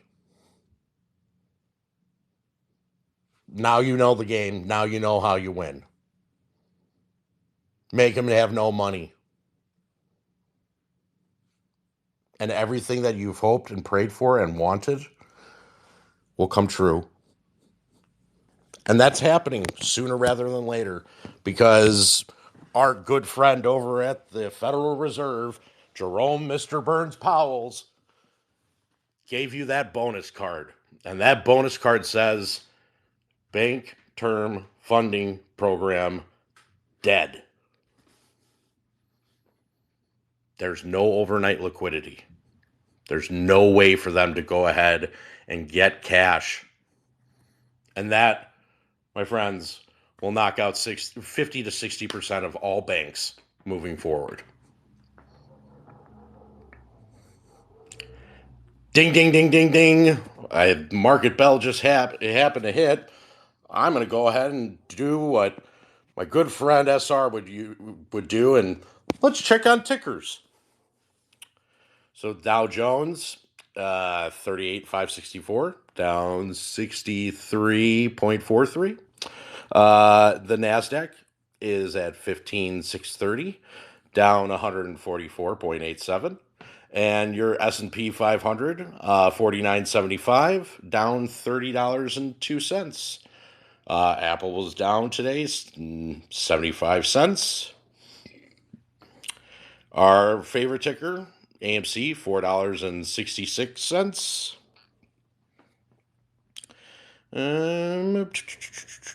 What else is interesting? Well, let's take a look at Nvidia. Oh, look at that. Pushed out of its high horse but just about right. Oh, it was at 700 before open today. It's 741, and it's at 694.52.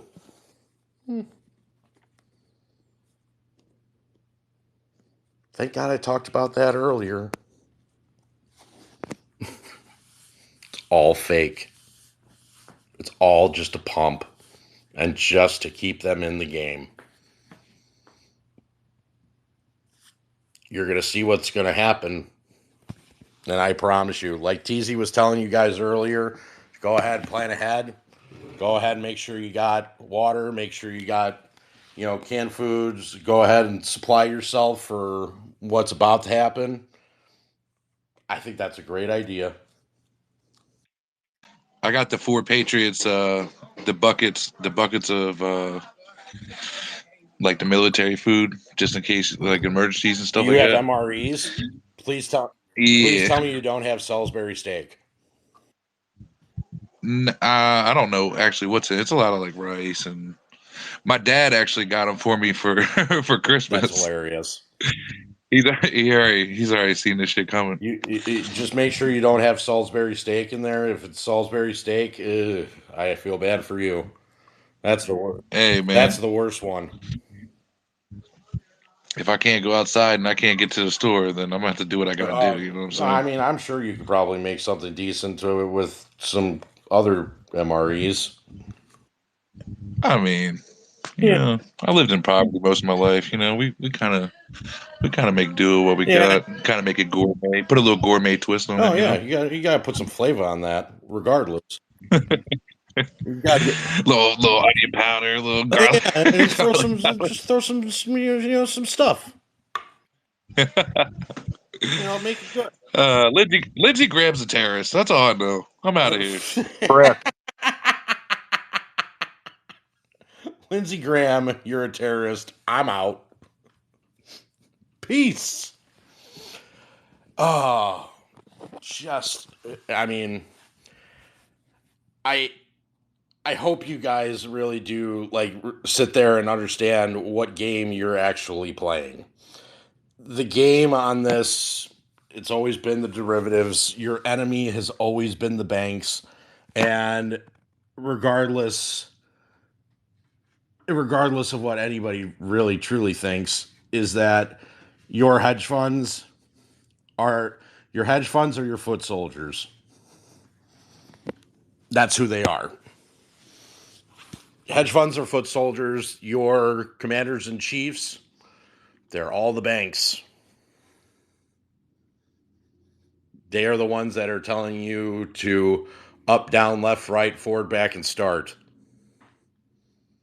And they're going to tell their foot soldiers on exactly what to do. And that's why you're seeing all the problems that you have right now. Is because the hedge funds got over leveraged, the family offices got over leveraged, which is now bleeding into the banks. And now the banks don't have a way to turn, forcing them to basically go to Jerome Mr. Burns Powell and start begging for a bailout. And that's where they fearmonger you.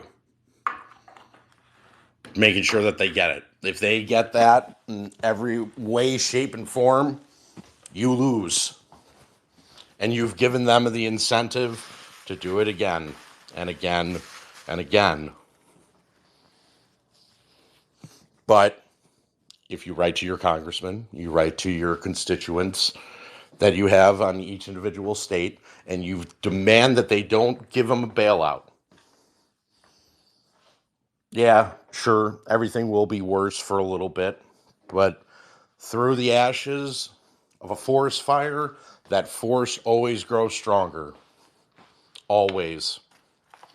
Now, I promise you that you will see an actual America that can actually be prosperous and survive.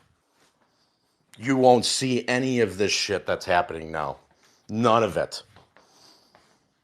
You will actually see why America is a country of freedom, why we have been brought up to believe that we can grow, we can invent, we can do whatever we need to have our American dream. And that's the God's honest truth. If they do get their bailouts, they'll have every incentive to do it again and again and play wild with your money. Because who stopped them in history? Eric Teasy, has anybody stopped them? No, not that I've picked up on. History sure hasn't shown it. No. And that's the one thing about history. It always tends to repeat itself. Yeah, they want you to think that, so we all manifest it, to let them keep winning. Gotta stop thinking like that. Well, I mean, with all due respect, it's one of them things. That's one of those terms, guys. A lot of terms we use do it, and it means something when you say it. And if you say it, everybody says it. Well, that's what's going to happen. That's how it works. All I know is that every time that America's had a problem with money, guess what they've done? Started a war. They can manifest this American boot in their ass. That's what they can manifest. True. Yeah. They should. But regardless, every single time, they've always done it. They're always great about doing it. And they're going to poke, and start a war. My good friend Bleach, you don't ever have to hold a hand to me. I don't want to interrupt anybody, man. But what's up, James? How you doing? What's up, Eric? What's up, Tizzy? Hey, what up? Hey, what's cannot up, talk bro? for long. My mouth is hurting me. That's crazy. I came back from the dentist. But Eric, I disagree with that. Just a little tiny bit. Because the way the history repeats itself is not really by manifesting it. It's that everything already has happened under the sun. Okay? And the term that we all use, like MOAS and things like that, all this stuff has happened already before in the past. This is the thing is that you have to go back in history and check it out. That's why when that term comes in, the history tends to repeat itself. That's basically where it's coming from. Because I can assure you that in 1929, there was a lot of people, and I mean a lot of people went broke, but at the same time, there was some people that got super rich. So there was more as happening even back then in 1929, if you understand what I'm trying to say. Yep. I You're respect 100% that. correct. Yep. And if you look at 2008, exact same thing. Those guys that got rich, yeah, more money than their wildest dreams. Man, James, I've been on this trip up with the movie They Live. I mean, I watched it again because I watched it the first time the night, not last night, but the night before. I watched it for the first time ever. My dad always talked to me about that movie, right? And that movie, I really, really hope that somebody out there is listening and please make a remake, but let's do it the right way. Because that movie, I mean, I'm watching it and I'm stunned. I'm super stunned. I'm like, wow. It happened. The movie is based in 1988. What happened in 1988? You know what I'm saying? Wasn't it like the Black Tuesday? The market crash, people lost a ton of jobs, all these things that happened, right? And then you Black start, Monday. yes, Black Monday, correct. You know, And then you started, I started seeing everything. I spoke about it yesterday on the One Space call, that more people, they have to start to get awake, and I think that that's what we're getting to that now. We're getting a lot of people that are putting the glasses on. You know what I mean? And I have to stop saying you know what I mean. But they're putting the glasses on and they start to realize what's actually going on. Like yourself, Eric, like James, you've been saying, and that's why I sent you that DM. I'm like, James has been talking about this since September, probably even before that, you know? And fuck, I gotta stop saying, but You know what I mean. and I know. I'm tired of It's saying, okay. yeah. But what I'm saying is that you guys have been on top of this, and I'm talking about everybody, all these DD guys. Hey, dog with the hat. Thank you for all the DMs that you be sending me. Sometimes I mean, a lot of those things go way over my head, and I gotta go, and punch my head a couple of times to see if I can make some wrinkles in it to read some of the documents that you send me, or I send it to James so he can dumb it down to my level. But you guys have been putting a lot of time, and this thing is this is no manifestation. This is a realization. All of us are realizing what's going on. We all have the glasses on. We see the aliens in front of us, or the monsters, or the demons, or whatever you want to call them. I call them parasites because that's what they are. But I want people to start realizing, please, start attacking the head of the problem, because a lot of people are focusing on things that are not the head. James has been focusing on the head of the problem, the banks, the banks, the banks. Other people have been blaming other things that have nothing to do with what the fuck is going on. And that's the thing I honestly I start to hate about some people that might not start to realize that you need to put the glasses on. Brother, sister, whatever you are, put the glasses on. And then let's have a real discussion. Because that's what that's why I enjoy the One Space Call. Because you can have a real discussion. That's why I love our Space Calls, James, because you can have a real discussion. That's what we need. Real discussion amongst people, real people. That's the reason I have my picture of here, so people know they're talking to somebody. I'm not just a freaking guy, or avatar. I'm a family man that has 3 daughters and a wife, a father, a mother, grandma. All these things that we bleed for, families that we love, things that is happening in our life. You guys are realizing that you guys are being played. And because of people like James, that I appreciate so much, he knows that. I always tell him that.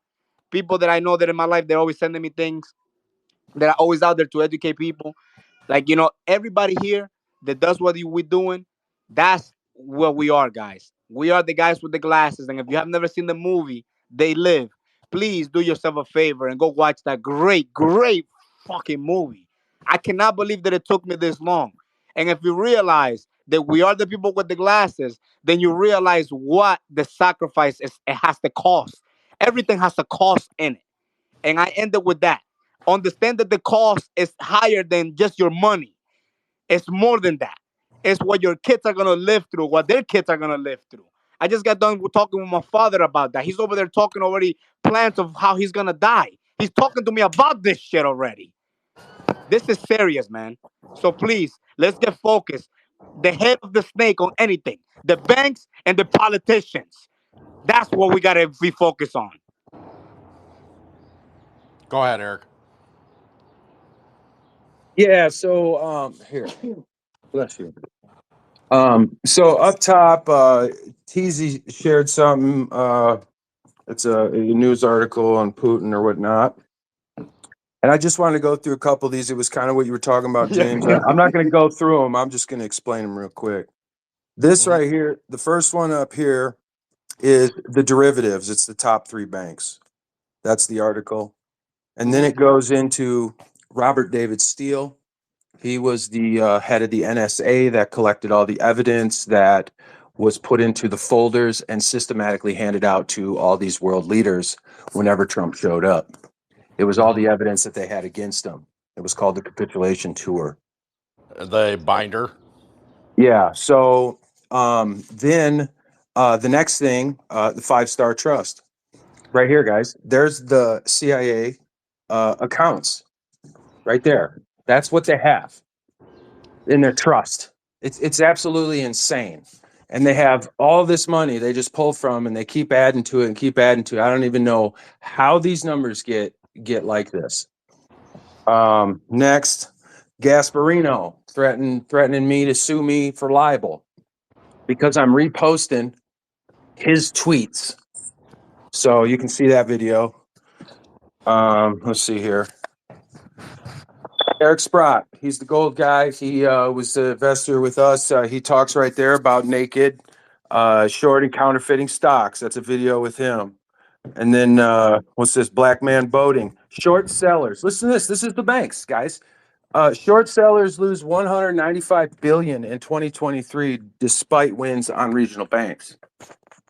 So they're shorting regional banks.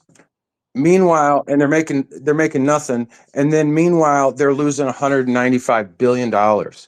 I don't even know how the living hell. It's just everything's messed up. Okay. So then the next one, oh, this one right here.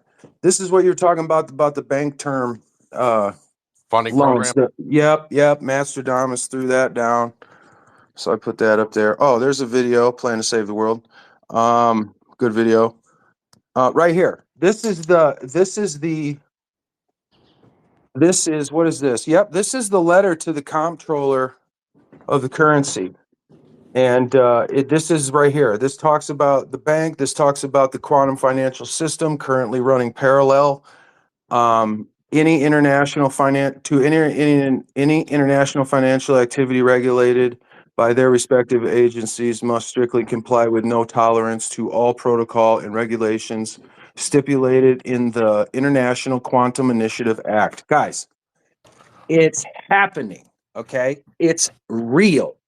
It's as real as it gets. These come off of the websites that are the legit ones. Now, I know everything's fucked up, but they still got to inform you, okay? And they still got to put out the documents, okay? And there's still tons to be released, but there's some good ones out right now. They're kind of breadcrumbs telling us what's going on. And then here's a guy. I don't know where he used to work, maybe Goldman Sachs or something like that. I don't know. He explains the whole naked short selling and counterfeiting stocks. Literally, just as simple as it gets, right there. Right there. He just tells you what they do, and then there's a little explanation video after that. And then Brad Garlinghouse, like I said, the CEO of Ripple. He talks right there how this SEC tried to bully him. And they won, by the way. And then, this is a good one by Phi Capital Investments. It's a video. Central banks having a little talk about just printing money, and it's fake, and the people are dumb. They're saying it right there in the fucking video. Unbelievable. That's what they hope for, Eric. Like you see how they say that, that we're dumb. I believe that. I have that same thought. That they think that we are stupid. And I might Right. be. I might not be smart enough to like read one of those confusing documents with all these big words. And by the way, the one, fuck you to keep sending me pictures of handsome Jimmy like that. Come on, man. But thank you, for grounding me again. You see, that's why I love the community. Like I just got fired up about what I said, angry. But then the one comes back, he sends me something and he grounds me. He sends me a beautiful picture of Jimmy, he looking beautiful with his eyebrows. But Eric, I gotta tell you, we, all of us, and I'm telling you right now, if you hear people talk like Dog with the Hat, James, yourself, a lot of the times when you come in with some great information, I this is the thing that inspires me, man. Like it fires me up when I hear that guy Mike talk about the AMC numbers. When he doesn't talk about market mechanics, only talks about numbers about the company. Incredibly smart people we have here, incredibly smart. This is like Harvard. I'm not even gonna say Harvard level. This is Ape University. And if you're here to learn, right, you're going to learn a lot of shit from everything. And all of you guys are the ones that I have to thank for the knowledge that I have gathered in 3 years of being here. Even though I haven't been on Twitter on 3 years, but I'm pretty sure that all the things that you guys have put out there, I have heard about it. I have learned about it. And I appreciate all of us because look at what you're saying. They think that we're stupid. And they're still going to think that even though after we already have won, we already realize, like I'm going to keep saying it. We have the glasses, bankers. We already know what you are. So we already know what you're doing. So at the end of the day, all that we have to do is wait. And guess what? That's all we have is wait because we can. Because look at the company that we are invested in. Thankfully, it turned it around. is you know, is, I mean, I couldn't be happier. I mean, of course, everything more is gonna come. I mean, look, we just got another distribution thing with the king of hip hop, the king of you know the. Yeah, I Come on, can't wait for that. you see what I'm saying? This is what I'm talking about. This is the juggernaut movement. This is something that they cannot destroy.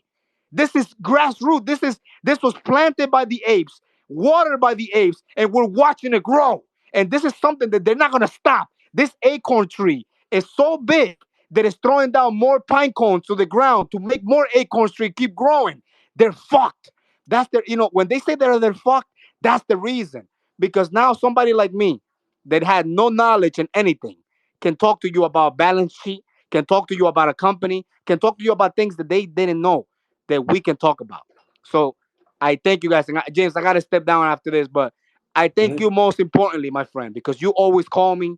You always trying to talk to me about things, and I really appreciate it. You know how much I appreciate you. Yeah. I appreciate you, the one, for being the way that you are with me. I appreciate that everybody that's always giving me advice, Sue Ray, everybody that's always around. I thank you guys from the bottom of my heart. I really do. And I mean this everything. So if I die tomorrow, at least you know where Bleach stood with you guys. I stand with you, you stand with me, and that's all that it was. I And got one you, day homie. when we meet, we're gonna be able to shake on it and look and lock eyes and say we were able to stand our ground against these freaking goddamn parasites that tried to destroy our country and the world. All right? And the world. So understand what we are fighting against. I leave you. Now, I James, got you, homie. I appreciate that. Ciao I'll for see you you. later, man. I'm gonna take some Tylenol now, You to have calm down. fun. You get that mouth. You get that mouth right. But here's your bank term funding program. It basically explained in 4 minutes and 29 seconds.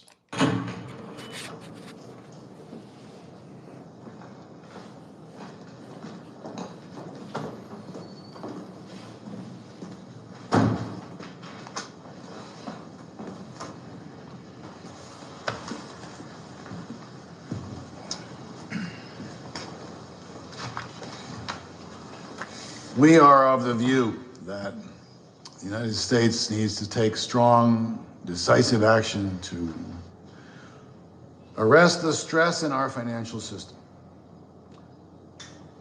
Through our new TARP authority, Treasury will purchase preferred stock in each of the banks represented in this room. That stock will yield 5% the first 5 years, 9% after that. We give you money, you lend it out. It will unfreeze credit, stabilize the banks, restore confidence. Everyone will be better off with more capital in the system, and that is why all 9 of you will participate in the program. Some of us don't need any capital. You all need capital. You have no idea what the market's going to look like in a year. Neither do you. I'm not one of you New York guys with your fancy products. Well, why am I in this room talking about bailing you out? The stronger banks will serve as cover for the weaker banks. If just some of you take it, the money is a signal that a bank is too weak to survive. The market will devour it. How much are we talking about? 125 billion. Bank of America, 15 billion. Bank of New York Mellon, 3 billion. Citigroup, 25 billion. Goldman Sachs, 10 billion. JP Morgan, 25 billion. Merrill Lynch, 10 billion. Morgan Stanley, 10 billion. State Street, 2 billion. Wells Fargo, 25 billion.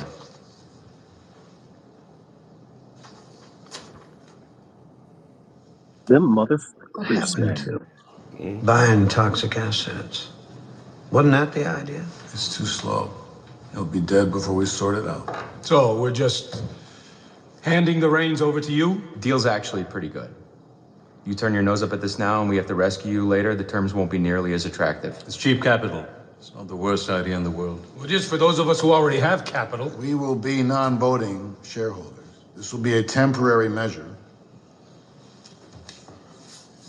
What if we decline to be involved? The chairman of the FDIC is sitting right there. Tomorrow you'll find out you're not as well capitalized as you think you are. What kind of protections can you offer on changes for compensation policy? I mean, if the government is going to become a part owner, does that mean that the government is going to dictate compensation? You're asking me about your bonus right now, John? I'm running a company.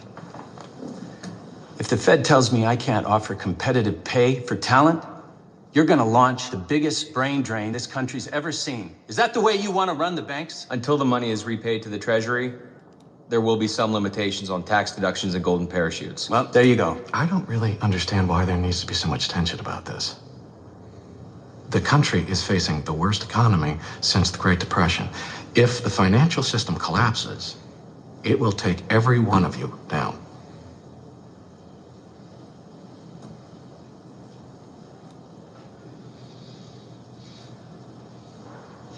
Give me the papers.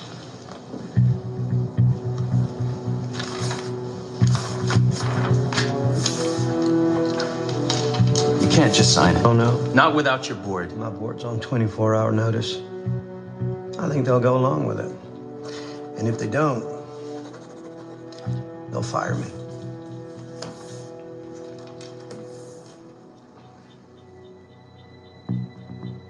Anyone else?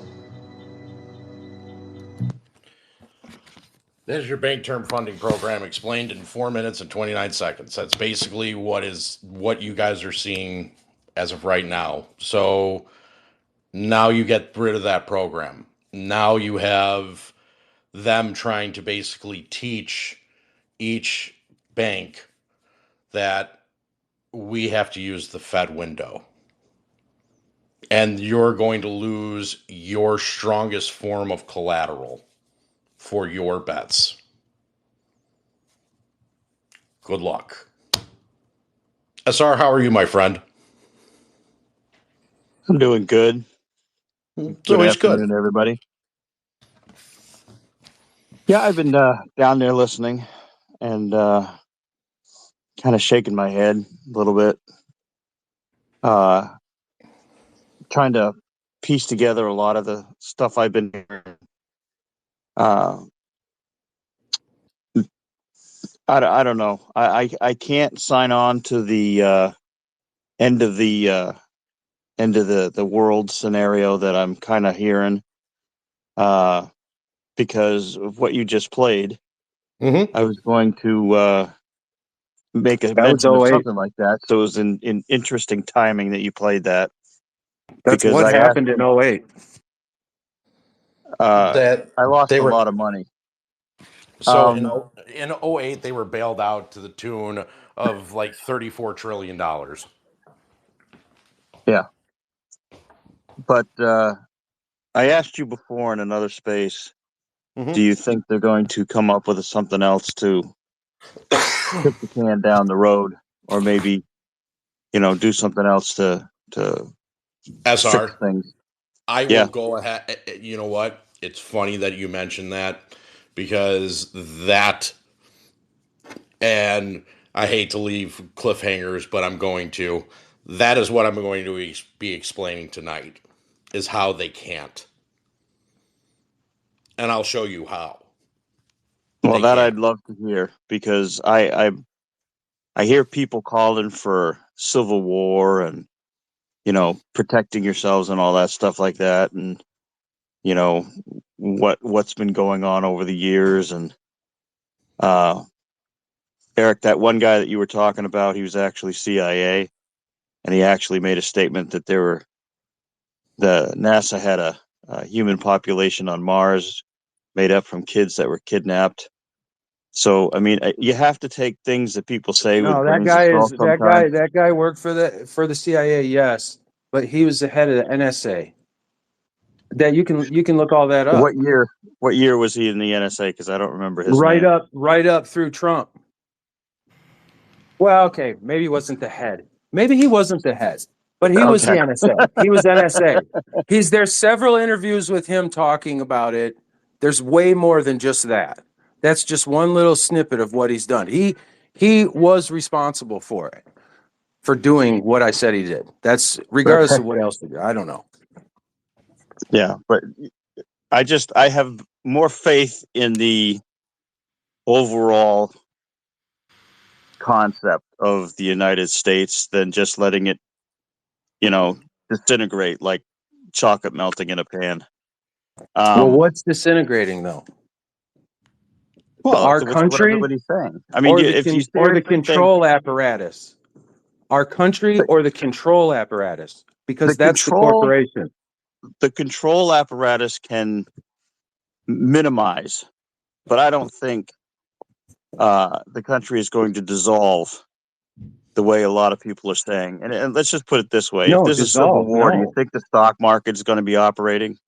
No, do you think we're all going to mow ass? No. Okay, I think there's more.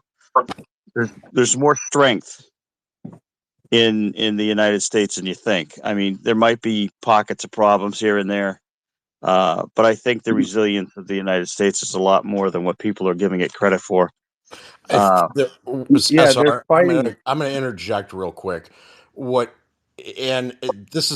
feel the exact same way you do, just because me and you have both served, and we have seen how resilient the American people can be, and when they are put up against the wall, how much they can push back.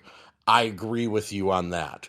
The difference is that you have a transfer of power that you haven't seen since 1929, that you're going to see a difference when it comes to the overall, way things are done aspect to our government, as opposed to having a more so controlling feature where they tell you, we basically, because we've lived it, we understand, we've been through it, where we're going to go ahead and be able to make that change and be able to go ahead and actually institute rules that we want to institute.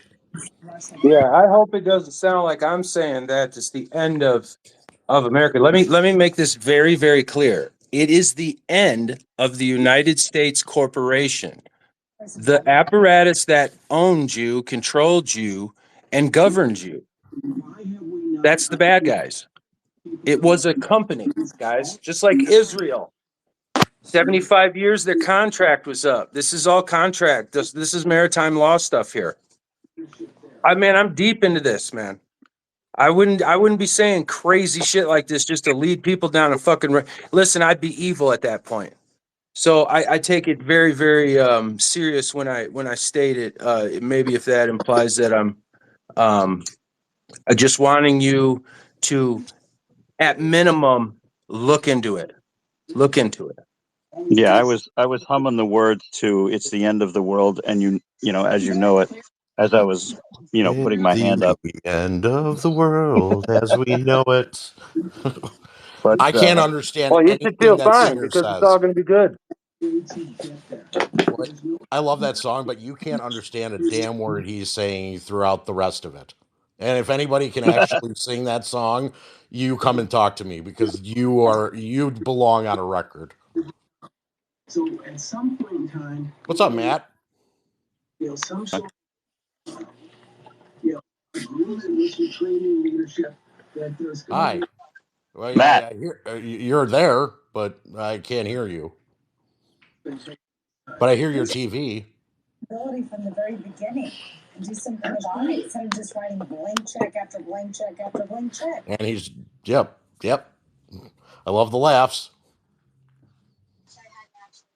Yeah, I still think, Eric, that there's going to be residual of what we have still in place. There might be changes, or there should be changes. I hope there's changes, but I don't think you can shake every flea from the dog and come out with a shaved puppy. No, but at least you can actually have a say in what happens. You can have a say in who you're going to actually put into that position to go ahead and see it the way you want to. That I do believe. Nuts. What's up, Matt? It didn't bring me up, and I never even got up to turn my mic on, let alone. Like, I heard your TV. That's why I had to leave and come back. And then after I came back, I could hear my TV playing back to me, like my phone lagged it. Yeah, and I was wondering if your cat was gonna come up and be angry. Anyhow, the incorporation of America, of the states of America, is bankrupt out their ass. That's why there's. That's why Correct. it has to go away. Dude, this company, and I don't want to mention any ticker names. This company literally did a 400-to-1 split in mid-December, right? Then after January, announced that they were doing a 25% total equity dilution through preferred equity private sale. And then today, with no 10K, no fucking paperwork, nothing on the ticker banner, comes across that they're delisting after today. Interesting. And they were above $1. The 400 Wow. split put them up to like $4, and they were currently at like 140, 150, and had to bounce up to like 180 over the last day. And like, it's nuts. Like, I don't even know how they can do all that shit in not even a 3-month period, 2.5 months. Yeah, that's wild. What I just read was wild too, about China basically going ahead and cutting rates. They're trying to revive their property sector. Like I've already explained to everybody here about how that doesn't do shit because you still have the remaining debt. New debt has not taken over the previous Yeah, debt and you can't be save them paid what? back. You save them what? 2.5% on interest on a 50%, 60, 70% reduction in equity value of the that you're leaned against. It doesn't matter. I mean, it's basically, it's not even a wash. You're basically you're still just, It's not even a tenth of a wash. yeah, correct. Well, it's basically just giving you, you can't pay back the old debt. And that's the biggest problem. That's the biggest problem that everybody has is the old debt. And if you can't get new debt to basically go ahead and start taking care of old debt, you basically are fucked. And that's why you're seeing all these banks that are so stingent on lending because they can't give out favorable terms, considering that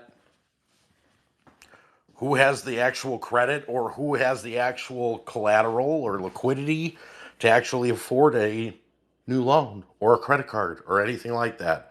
You don't. That's why you keep on seeing these default rates on each individual thing keep on going up, up, up, up, and up. Hey, how much of a sell-off do you think there'll be on U.S. bonds if they deal and transfer I have the a feeling Russian it's going to be treasury? glorious.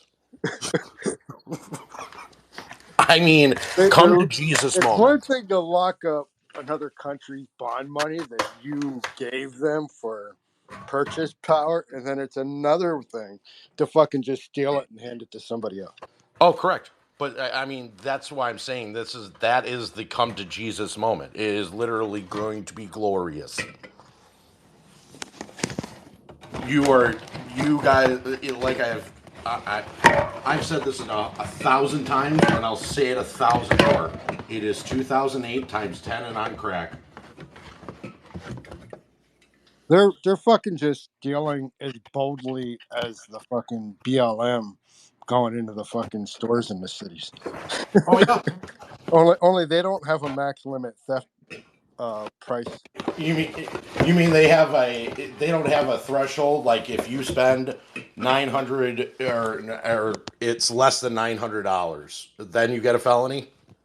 Yeah, but not the government. They don't have a threshold. I love Eric. Eric, you are a very intelligent man in my eyes, and I love your thoughts on the economy. What do you got, brother? That's very simple. When it comes to the economy, I can take numbers and make the economy look fabulous. I can make it look great if I don't add in certain variables, if I knock out all the outliers, if I adjust it to certain aspects where I just leave out a little bad here and a little bad there, then I can make the economy look wonderful. And what we've seen is these big companies, big mega cap companies like Nvidia, let's say. What you're seeing with them is them pumping or basically starting funding these other little companies to purchase their chips with the money Nvidia gave them.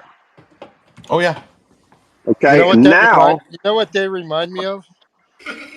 Sears credit card.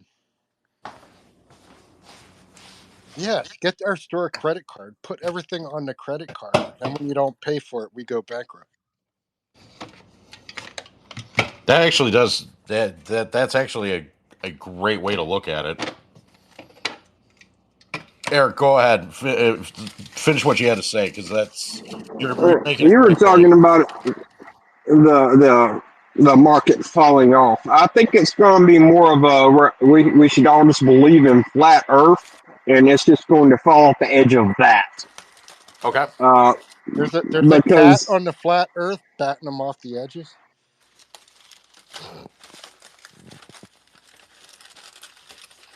Eric, when this thing goes, there's nothing to prop them up. Like you were talking about the debt, when March 11th rolls around, the bank term funding program ends, it expires, it's not going to be renewed. The reverse repo is no longer an option, it is just falling off the same cliff. The discount window is what they're going to make them go rely on. It's just going, they're saying, oh, well, it'll be all right, it'll be fine. The bigger banks will swallow the regional banks. That'll be cool. They're not fixing anything. They're just moving debt. You know what the discount window is going to look like at that time? Them banks that got ran on. I was going to say, go take a shit. Go take a shit.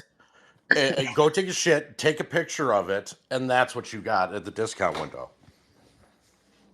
That's literally what it is. After eating Mexican food. All them people running up to the bank, they had to lock the doors and get the police to keep them from fucking destroying.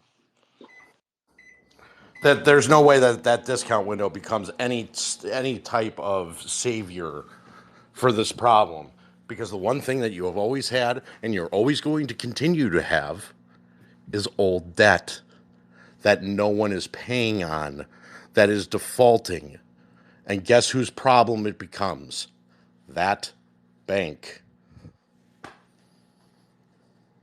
That's what it becomes. Did you see the supposed net cash inflow today for the S&P?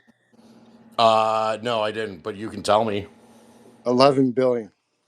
What? Where? With a $500 million outflow from the Nasdaq. Wow. So it was over 10 billion in what net? Like from where? Boo. I mean, it's a ghost. Casper came and said, here's some fairy dust. Yeah, speaking of fairy dust, Robust, how are you, my friend?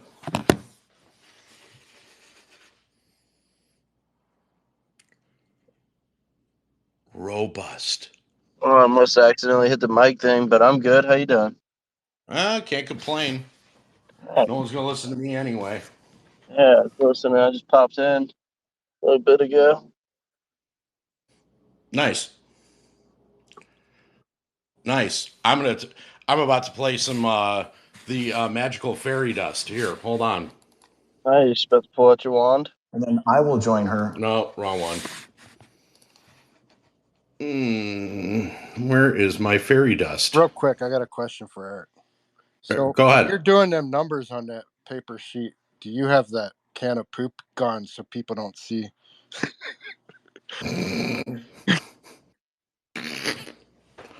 I mean, straight duty. Where is it? There we go. And thank you. Nope. Hold on. There really is. It is just an astronomical problem. It will get fixed. I just wonder.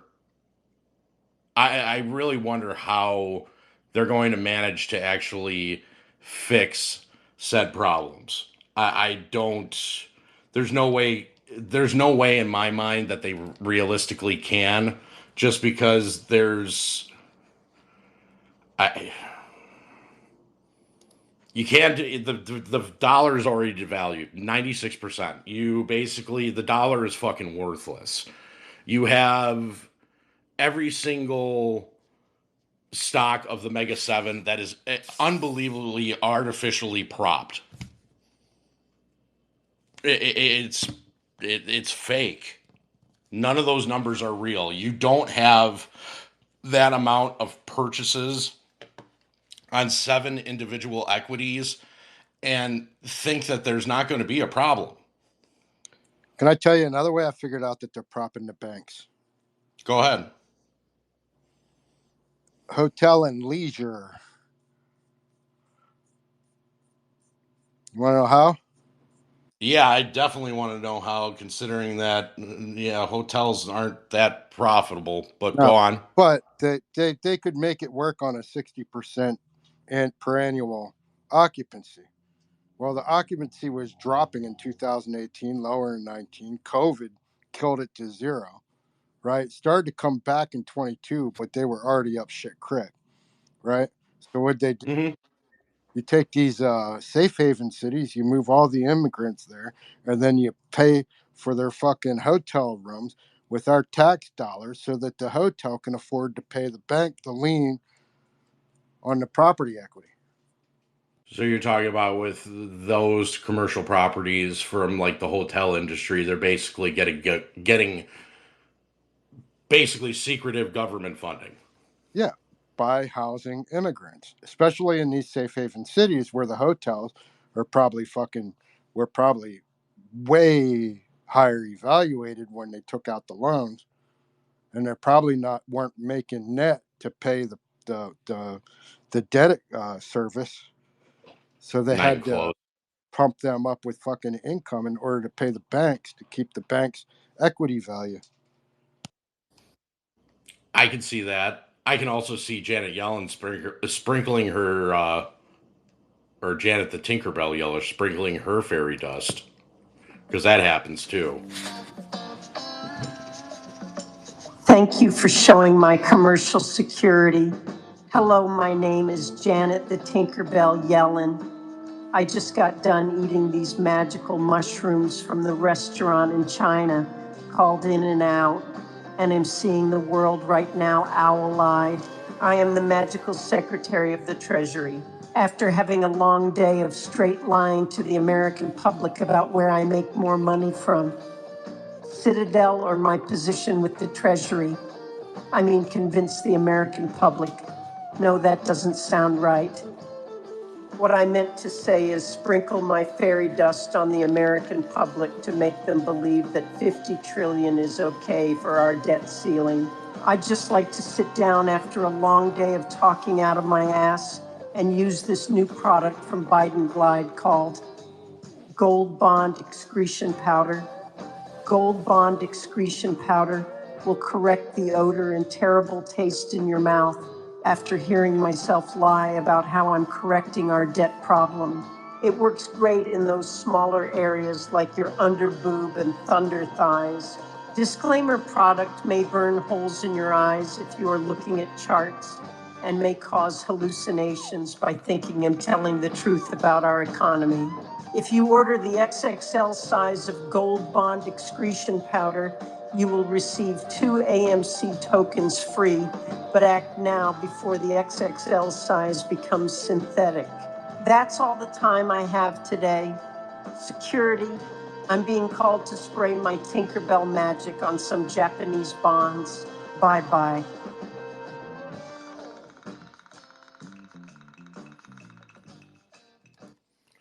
Man, I thought you would get a kick out of that one. Yeah, you nailed her voice on that, or the AI nailed her voice on that one pretty good. Oh, do you know what? That literally took like 4 hours to get her voice right. Because her inflections, like where she like pauses for like 30 seconds when she's talking, just totally screwed up the cloning. Like she gets stuck on the last letter of every fifth word. Yeah, correct. Absolutely. Like, and the two hardest ones that I've had, well, I have had the pleasure of doing, was her and then Peter Griffin. Peter Griffin was an absolute nightmare. Who was the one in the community that used to do Peter Griffin? No. I don't remember. Oh no. I'm thinking the wrong cartoon. Which one? Family. Not Family. Stewie? Oh, Stewie was one of them, but he also did fuck, I can't. I'm blanking on the cartoon. It'll come to me, and then I'll figure it out. Well, since you weren't around here, we did have on Friday Peter Griffin stopped into the show. So, but yeah, that's because the grill guy, Pete, the natural gas vendor, the friends. Okay. The friends that used to stand on the corner. Okay, kind of ringing a bell, maybe a little. American. That was a long time ago. Family Guy? Oh no, the Family Guy. Are you talking about Greased Up Deaf Guy? No. You don't remember the propane? When you do the propane? Oh, are you King of the Hill? Yes, King of the Hill. Yeah. Okay.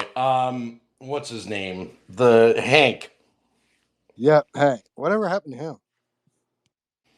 I don't know. Very, very dry when it comes to that humor overall, in my opinion. But I did like the riding the gravy train on biscuit wheels. That is a great, great comment. And that's also become a great meme. But speaking of which, but here's Peter Griffin. Hey, thanks for having me on security.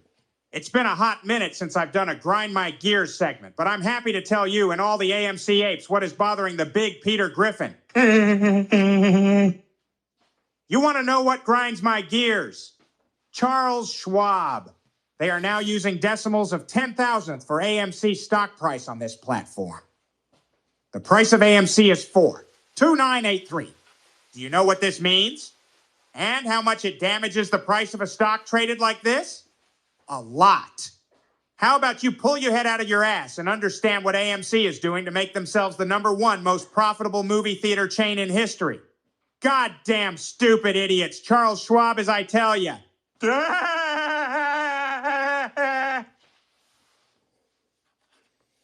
You want to know what grinds my gears?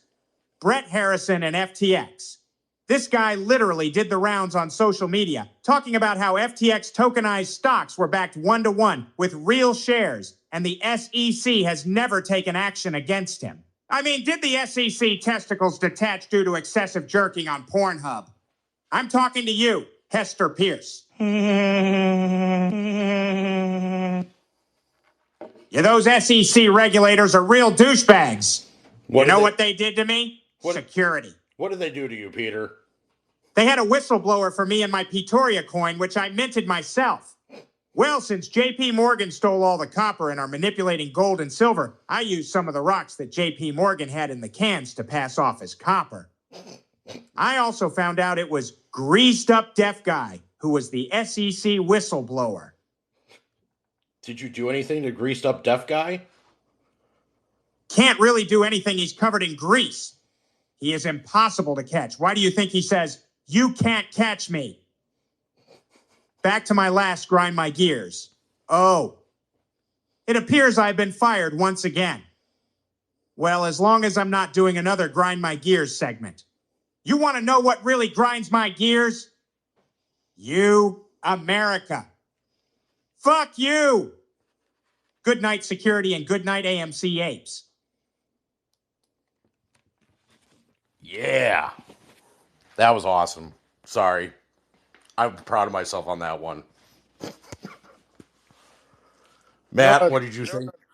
go ahead. What did you think? Oh, I was gonna say, I was come across a tweet today that had the like recording screenshot of the U.S. debt page clock thing. Oh, the debt clock? Yeah, and then in my head, I was imagining that going up and AMC going up at the same pace.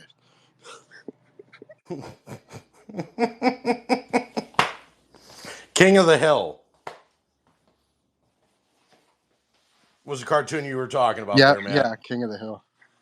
Yeah. Bobby. He used to do Bobby. He used to Oh, do Bobby. Bobby Hey, anytime. Bobby. I could do Bobby. My next target, I know I said it earlier, but is definitely Camilla Harris. And thank you for DMing me some clever ideas and names. And I'm not going to tell anybody what the product is. You'll just know when I play it on Friday night. So this way, whoever got the lucky one is going to be a part of that commercial. Here's one So for go ahead. Citibank. Citibank. Who's in your wallet? Not you. Not Citibank. You don't want any part of that fucking disaster. That's going to unfold, and that is going to quake the whole banking system.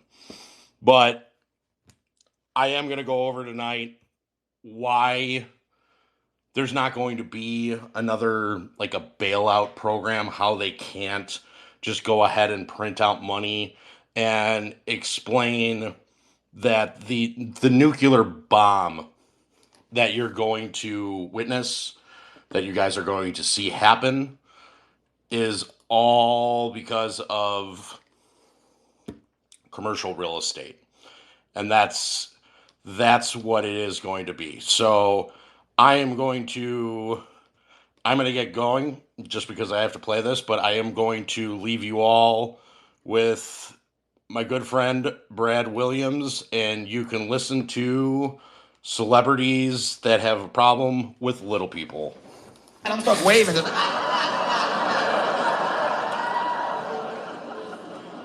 Oh, wow, Brad, that's insane that you met one person that has achondrophobia. No, I've met quite a few people that have it.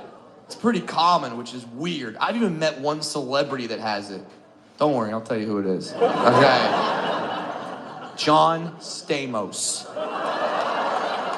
Yes, that John Stamos. Yeah, he's got achondrophobia. I didn't know that until I did a show with Bob Saget, his co-star from Full House. I did a charity show with him. Saget rolls up to the show with John Stamos and Dave Coulier. They are still all friends, which is awesome. I'm sitting in my dressing room. All of a sudden, Saget bursts into my dressing room and was like, Brad, you have to come meet John Stamos.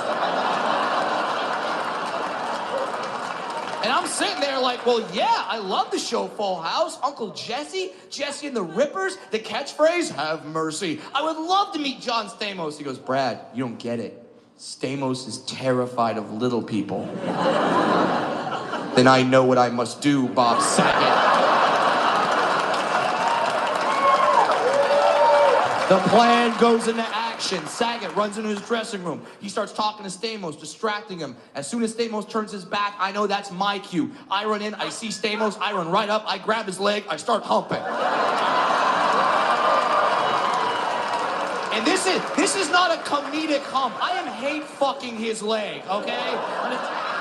I'm gonna tell you this right now, and understand this, John Stamos screams like a bitch, okay? He does. He looked down, saw me, like just started freaking out. Then he starts kicking his leg like that. Like he starts kicking his leg like I'm some horny cocker spaniel or something. But you're not getting me off because I have little pug arms, and when I latch on, I fucking latch on. So I'm good. I am riding his leg like it's an out of control fire hose. Dude, this is the rodeo. I'm surviving for 8 seconds, okay? While this is happening, Saget is on the floor laughing. And then, in a moment that I could not write if you gave me 1,000 opportunities, Dave Coulier walks into the dressing room, sees me humping Stamos' leg, and without missing a beat just goes, "Hey, Brad, cut it out."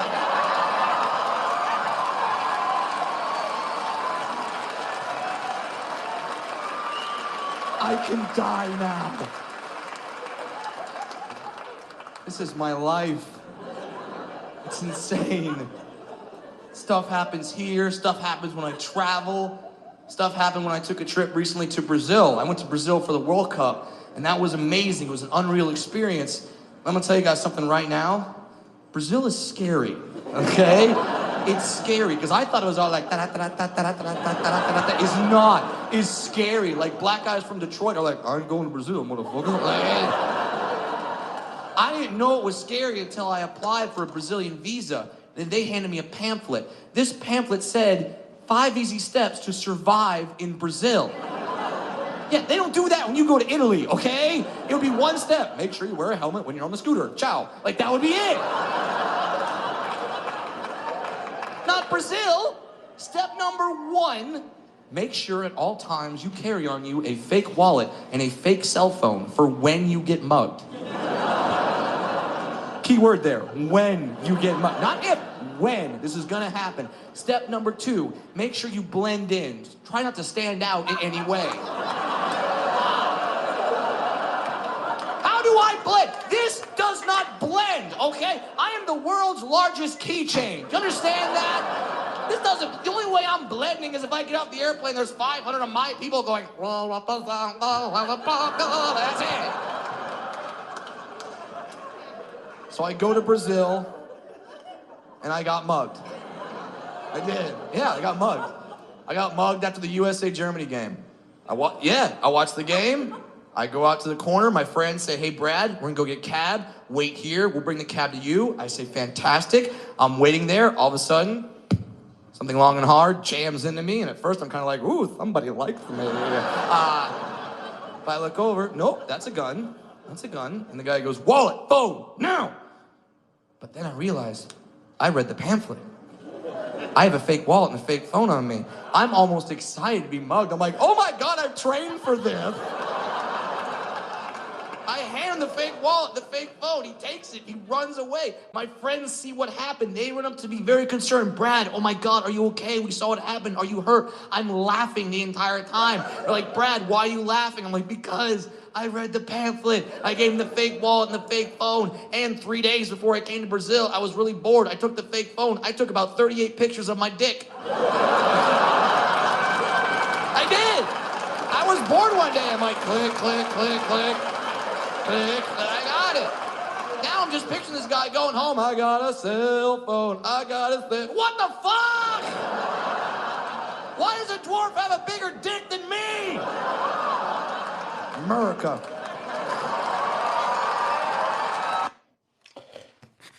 Thought I would leave you guys with some comedy. You guys have a wonderful rest of your day, and I'll see you later on tonight.